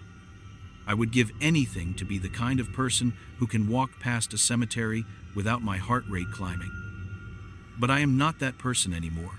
I am the guy who heard someone yelling from under the snow in a graveyard in the middle of the city and felt a hand that was not a hand close around his arm in the dark. I am the guy who ran and still hears it at night when the heat kicks off and the apartment goes silent. I am the guy who parks by the fence and checks his wrists before he goes in, just to make sure there are no fresh bruises. I am telling you this because I do not know what else to do with it. And because maybe, the next time you pass a place where the ground is lined with stones and plastic flowers and the world goes quiet for no reason, you will remember my voice and keep walking. Or maybe you will stop and listen and hear nothing and laugh at me. I hope that is what happens. I hope it is only me. But if you are ever standing in the snow and the sound under your feet changes, if the world goes soft and the traffic pulls away and you hear something that sounds like a voice calling from under everything, do not lean too close when the ground starts to sink. Do not offer your hand. Some things under there are not trying to be saved. My name's Darren Cole. I'm from a little place outside Maple Ridge, South Carolina, and I work as a forklift mechanic at a warehouse that ships more boxes than I could count on my best day, and I am sitting here in my car outside the cemetery gate right now with the engine off because the battery light has been flickering for a week and I keep putting off fixing it, and my phone screen is cracked so badly that when I look at my own face in it, it breaks into 3, and I am telling you this at 3 in the morning because every time I close my eyes I see that lantern swinging toward me again. And if I do not say this out loud, I feel like it is going to show up at my window instead. So just listen for a second. Man, because I swear to God I am not trying to scare you. I am just trying to explain why I will never go near Boone Hill Cemetery again. That day was nothing special when it started. That is what bothers me the most. People like to say you feel something in the air when your life turns. I did not feel anything. I had the same breakfast I always have before an early shift, 2 pieces of toast with too much butter, the cheap kind that never melts right, and instant coffee from the break room machine that tastes like rust. I pulled on the same navy work shirt with my name patch on it, the one with a little dark stain on the left side from when I spilled hydraulic fluid a few months back. I keep telling myself I will throw it away, but it is broken in and comfortable, you know. I clocked in at 6:34. I remember that stupid number because I checked the screen twice, thinking I was late, but I was fine. The day at the warehouse was just noise. Forklifts backing up and beeping, pallets wrapped in plastic, guys arguing about football, the smell of oil and cardboard. I did my usual rounds. Changed a belt, swapped a tire, checked a couple of engines that sounded wrong even though the computer said they were fine. It was a regular December day, cold but not freezing. That kind of damp air that gets in your knees. The only thing different was my phone buzzing around lunchtime. It was my sister. She sent a picture of the new flowers she had left on Dad's grave earlier that week and said she could not make it back out there until after Christmas. She asked if I could swing by sometime before then, just to check that everything was still there and the wind had not knocked anything over. I looked at the picture and just said, sure. I did not feel anything when I said it. It was just a thing to do, like picking up milk on the way home. I got off a little after 4. The sky already looked like it was giving up. December evenings here come down heavy, you know. I could have gone home, but I had the flowers on my mind, and I remembered I keep meaning to visit anyway. And Boone Hill is only 15 minutes out from the warehouse if you take the back road.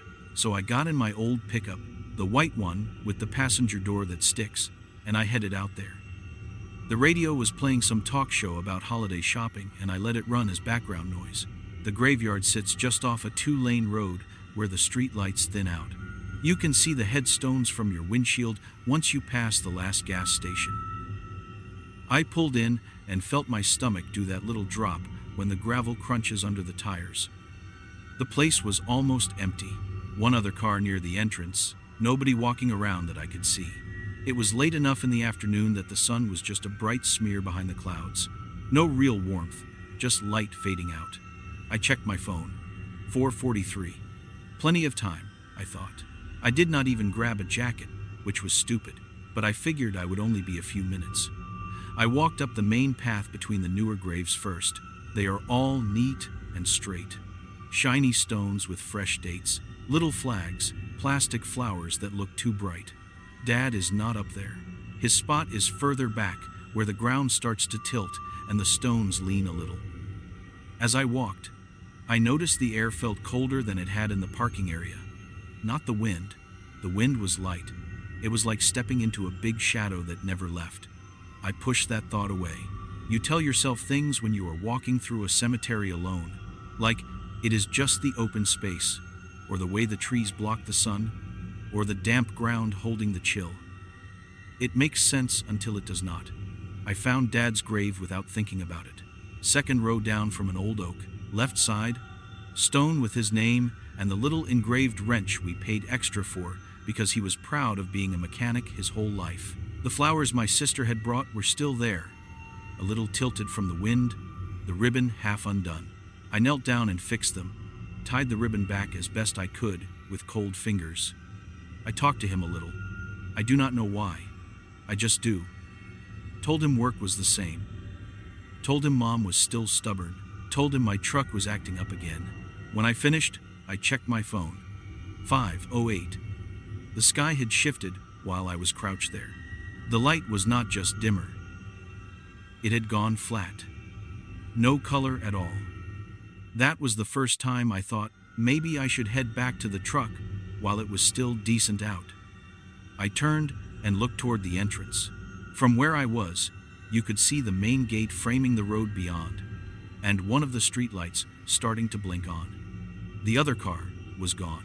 It felt like I had missed something, like I had looked away and the world had moved forward without me.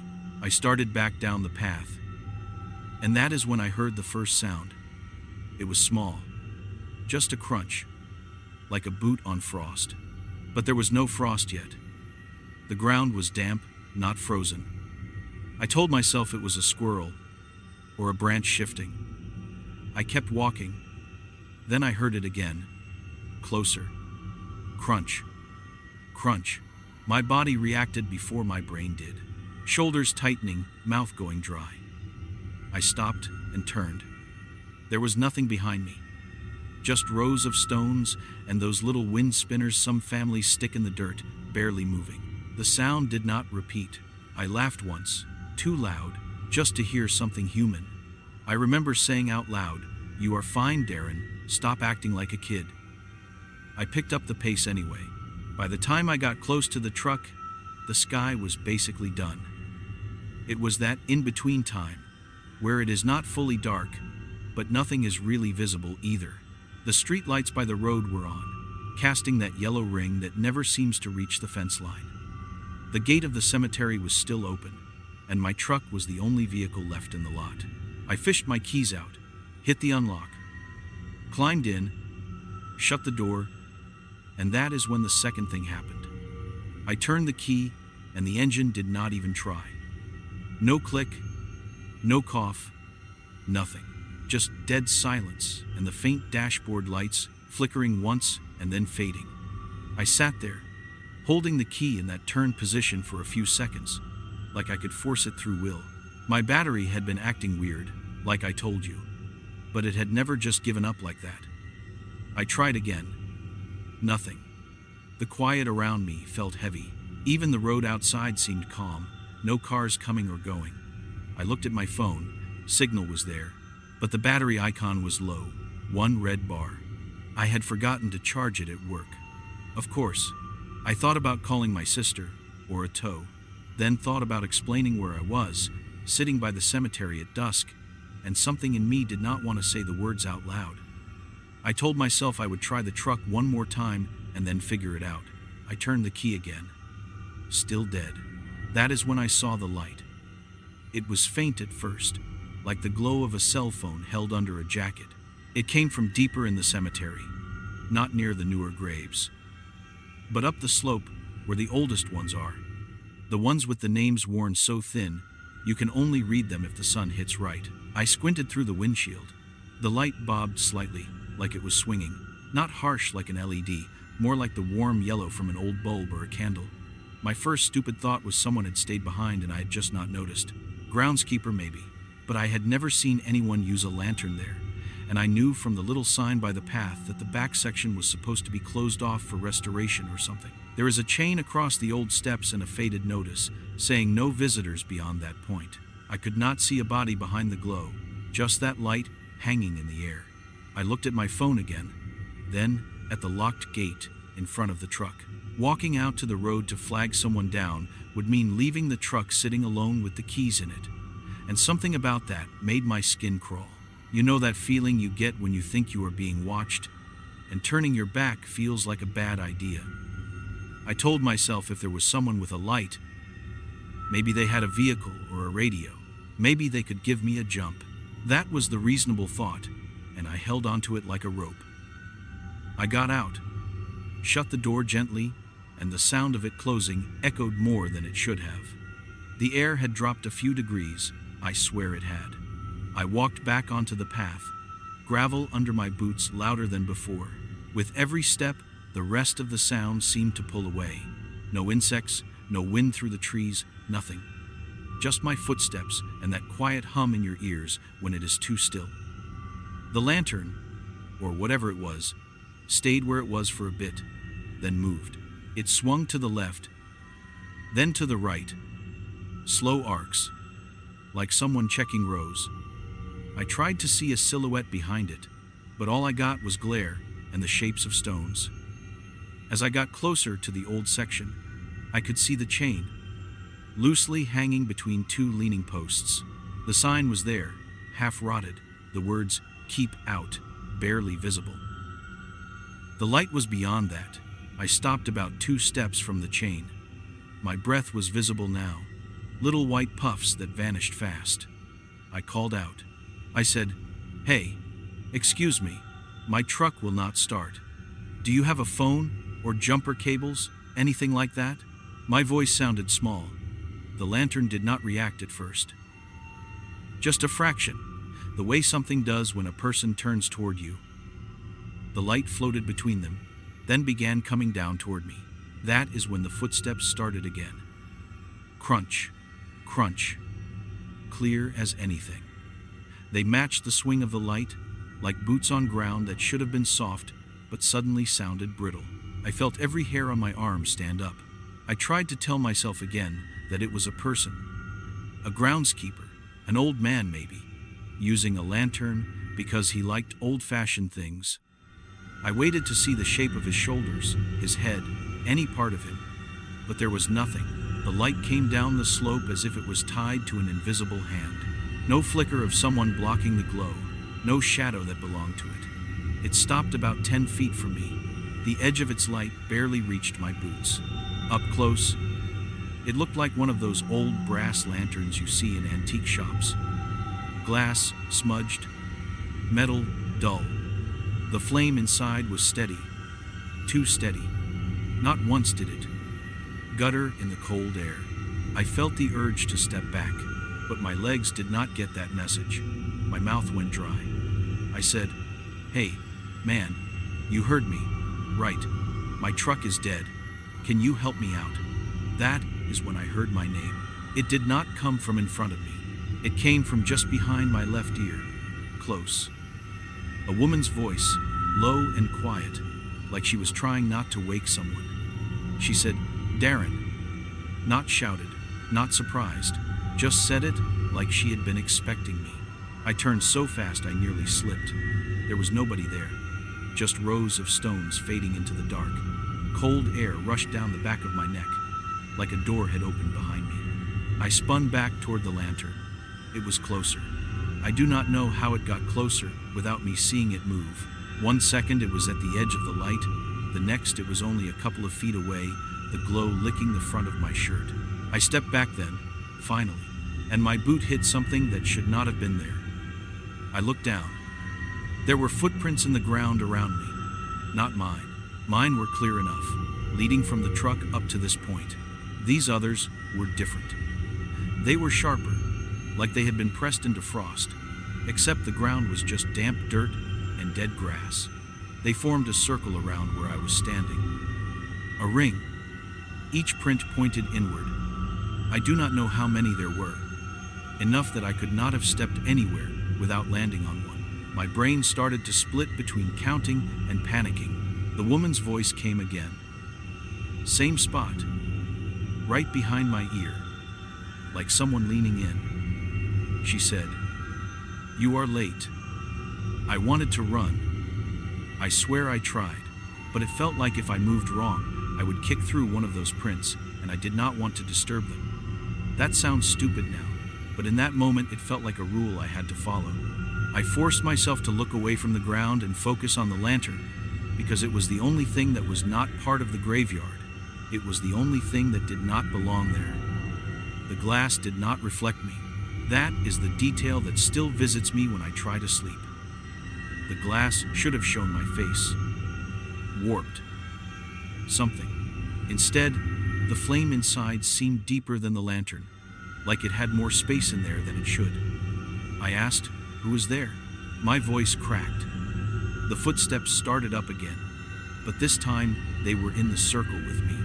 I felt the faint vibration of them through my boots, but nothing touched me. The sound went around me, one full loop, then stopped.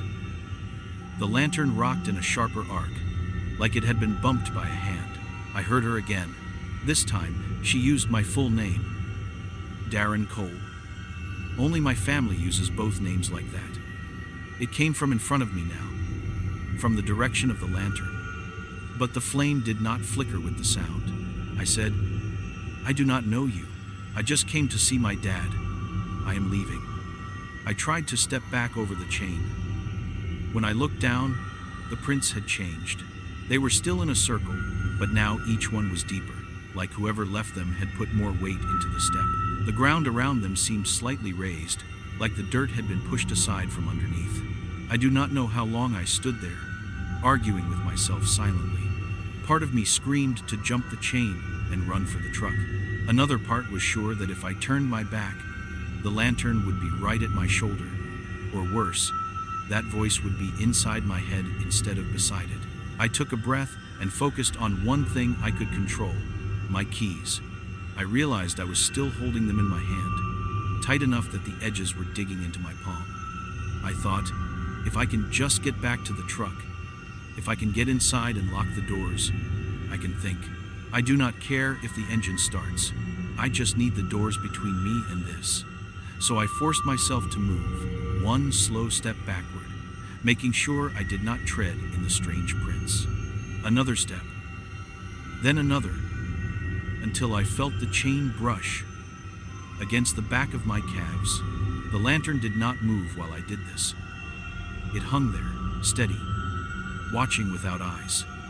At least, that is how it felt.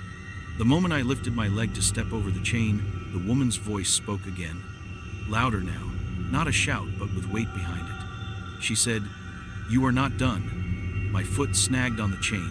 I almost fell, caught myself on one of the posts, splinters digging into my hand. I landed hard on the safer side of the boundary, if you can even call it that. When I looked up, the lantern was no longer where it had been. It was higher. It hung level with my face, just on the other side of the chain, like someone had lifted it to look at me. The flame inside seemed bigger now, too, burning brighter, but still not flickering, like it did not care about the world it was in. I backed away, faster this time, not caring where my boots landed. I heard faint crunches but could not tell if they were mine or something else. The light followed, not quickly. It glided along the line of the old graves, keeping a clear distance but never letting itself fall behind. Every few steps, that voice would say my name again, always in that same tone, like she was calling a dog that has wandered too far off the porch. When I got closer to the newer section, the feeling changed. It is hard to explain. The air did not get warmer, but it felt less full. The weight pressing on my chest lightened. The lantern stopped at the edge, where the old grass meets the cleaner, flatter ground. It hung there, a last marker, and I swear I felt it thinking, if something without a body can think. The woman's voice came one last time, faint, almost swallowed by the distance between us. She said, "I will see you at the tree." That sentence did not make sense in my head. There are plenty of trees in that cemetery. I did not want to know which one she meant. I turned my back then. I know I said I was afraid to do that, but something in me broke, and all I wanted was the solid shape of my truck. I walked fast, then half jogged down the path. The crunching of my steps filled my ears, and I refused to listen for any sound that did not match them. When I reached the truck, I grabbed the handle, yanked the door open, and threw myself inside. I locked the doors before I even pulled the door shut fully. My hands were shaking so bad, I hit the wrong button twice. When I finally got it closed, the silence hit me again. The radio was off. I do not remember turning it off. The only light inside was from the phone screen when I tapped it, weak and red at 5%. I sat there, hands on the steering wheel, telling myself that whatever I had just seen was a trick of the light, a person with a lantern, a weird pattern in the dirt, anything but what my body knew it was. I did not want to try the engine. The idea of turning the key and hearing nothing again felt worse than staying in the quiet. Then, something changed outside. The air inside the truck felt thicker, like the pressure dropped. That is the only way I can say it. My ears popped. I looked up. The lantern was coming. It moved along the path between the graves, the same slow, steady swing. But now, there was no space between us. I could see it clearly through the windshield. It approached the row, nearest the parking area, and then turned, angling toward the big oak near the corner of the lot. We never park under that tree because it drops sap and nuts on the cars. But tonight, my truck was closer to it than usual. The lantern stopped under the lowest branch. It rose, like an invisible arm lifting it up, higher and higher, until it hung from the branch itself. The handle looped around it without touching anything I could see. It swayed in the still air, casting moving shadows across the ground and the hood of my truck. That was when my truck came back to life. I did not touch the key. The engine turned over on its own. The dash lights snapped bright. The radio blared static loud enough to make me flinch, then cut back to the regular station like nothing had happened. The battery light that had been flickering for weeks went solid, then turned off as if everything was perfect. The keys were still in the off position. I stared at that for a long second, heart pounding so hard I could feel my pulse in my neck. I reached out slowly and turned the key to where it should have been. The engine kept running, smooth, like a new truck. I did not think. I slammed the gear into reverse, nearly grinding it, and backed out so fast the tires kicked up gravel. I did not look left or right. I did not check mirrors. I only glanced once, straight ahead, and in that moment, my headlights hit the trunk of the oak. That is when I saw my name. It was carved into the bark in letters so fresh the exposed wood was still pale compared to the rest. Not just my first name, the entire thing. Darren Cole. Cut clean and straight at about eye level. I have never carved my name into that tree or any other tree in that cemetery. The last time I had even touched it was the day we buried Dad, when I leaned on it because my knees went weak. There were no other marks around it, no initials, no dates, just my name sitting there like it had always been meant to be written there. I kept going. I reversed all the way to the gate, jerked the wheel, almost hit the post, then slammed forward onto the road. Once I was out, once the cemetery was behind me and the street lights of town were ahead, the truck behaved like nothing had ever been wrong. No noises, no warning lights, nothing. The heater even kicked in stronger than usual. I drove home with my hands locked so tight on the steering wheel my fingers hurt for hours afterward. When I pulled into my driveway, the porch light my landlord never bothers to fix was on. The normal, stupid fight with the stuck passenger door felt like the most comforting thing in the world. I went inside, turned on every light in the house, and sat at the kitchen table, shaking until the sky outside started to turn from black to that ugly early gray. I tried telling myself I had imagined parts of it. Stress, long shift, grief for Dad, smoking my brain. I almost succeeded, until the next day. I had to go back to work.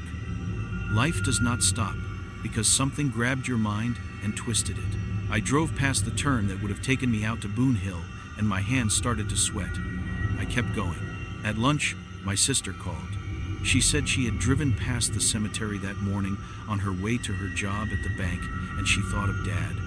Then, she said something that made my blood go cold. She said, "You know that big tree near the parking lot? I always liked that one. I think somebody carved your name in it as a joke. I saw it when I stopped at the red light." She laughed a little when she said it. She thought it was one of my dumb friends from high school being nostalgic or something. I did not laugh. I asked her what time she had gone by. She said 7:10, 7:15, somewhere in there, early. I realized something then. If the name had been there that morning, it meant whatever had carved it had not been a one-night trick. It had stayed. Maybe is still there. She asked if I had been out there recently. I lied. I said no, not since the funeral. She did not push. That night, I did something I know was stupid. I opened the pictures on my phone. I have a couple from the day we buried Dad at Boone Hill. One of the grave, one of the tree, because my nephew had been leaning against it. I zoomed in on the bark. Back then, it had been bare. No names, no cuts, just rough, old wood. I checked the timestamps. The photos were taken months ago. That should have made me feel better. It did not. Now I knew for sure the carving was new. I deleted the pictures. It did not help. Since that night, things have changed in ways that sound small when I say them out loud, but they feel huge when I live them. I cannot drive past any cemetery now without my stomach twisting. I will take the longest detour. Add 20 minutes, half an hour to my commute, just to avoid a glimpse of headstones over a fence. If I cannot avoid it, and I see one out of the corner of my eye, I turn the radio up and stare straight ahead. I do not visit Dad's grave anymore. I tell myself he would understand. That is what I say so I can sleep. I stopped working late shifts at the warehouse. I told my boss it was about family time, but really, I just cannot handle driving home in the dark with the chance of something calling my name out of nowhere. The worst part is, sometimes I smell it again. That mix of damp earth, old flowers, and cold metal from the lantern handle. I will be in my living room, nothing unusual happening. TV on, and then the air will go a little colder, and that smell will slip in. It never lasts long. A minute at most. Just enough to make my heart race. I have woken up twice now, convinced there was a light shining in through my bedroom window, that same yellow, steady glow, not moving with the headlights of passing cars. By the time I get up the courage to look, it is gone. I checked the truck too. First thing I did the next day. I popped the hood, looked at the battery, convinced something would be wrong. Corrosion, a loose cable, anything to explain why it died, and then came back on its own. It was clean, tighter than before, like someone stronger than me had gone through and fixed it all. I almost took it to a shop. Then I realized I would have to say where it had happened, and I could not form the words. I know what you might be thinking, that it was grief, or stress, or that maybe someone really was out there playing some messed up trick with a lantern and carving. But I keep coming back to a few things. I cannot bend into anything normal. The engine starting when the key was not turned. The footprints circling me in ground that should not have taken prints like that. My name carved fresh into that tree before anyone but me knew I had been there. And her voice, the way she said my name like she had been waiting through every year, every season, for me to walk up that path alone at the right time. I have tried to remember if Dad ever told me anything about that cemetery, any stories, warnings, anything. The only thing I can dredge up is him once saying, when I was a kid and scared of walking past it at night, that the dead mind their own business if you mind yours. I believed him then. I do not anymore. Something out there knew who I was before I said a word. Something walked where I could not see it and stood close enough that I felt its breath on my ear without a body to match. Something used that lantern like a bait, a little warm light in a choked, gray world. And I followed because I thought a human hand was holding it. I am telling you this now in one long go, because if I stop, if I let myself pause, I am afraid I will hear that crunch of invisible footsteps moving closer to the car, or that soft voice asking me why I left before we were done. I will not go back to Boone Hill. I will not go near any rocky slope with old stones on it.